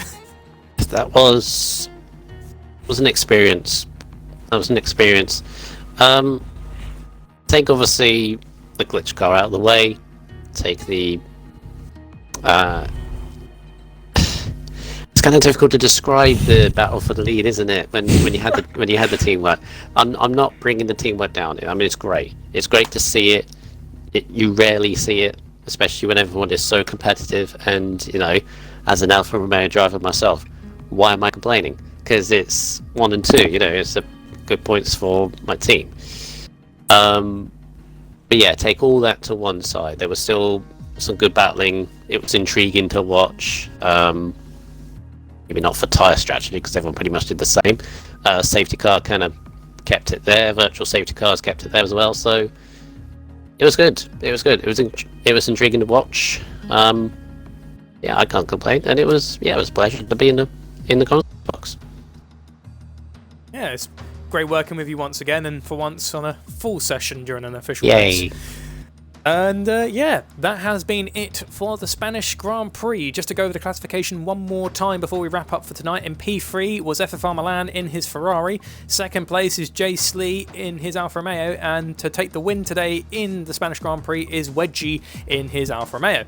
And thank you very much everyone for joining us. If you want to see more Spanish Grand Prix action, please tune in tomorrow at 8 PM when the F3 guys will be taking it around the Barcelona circuit. If you want to see more F2 action, you're going to have to wait another week for that, because these lot will be taken to the streets of Monte Carlo in 7 days' time. Monaco, Until then, baby, yeah. yeah, where quite a few famous drivers live actually.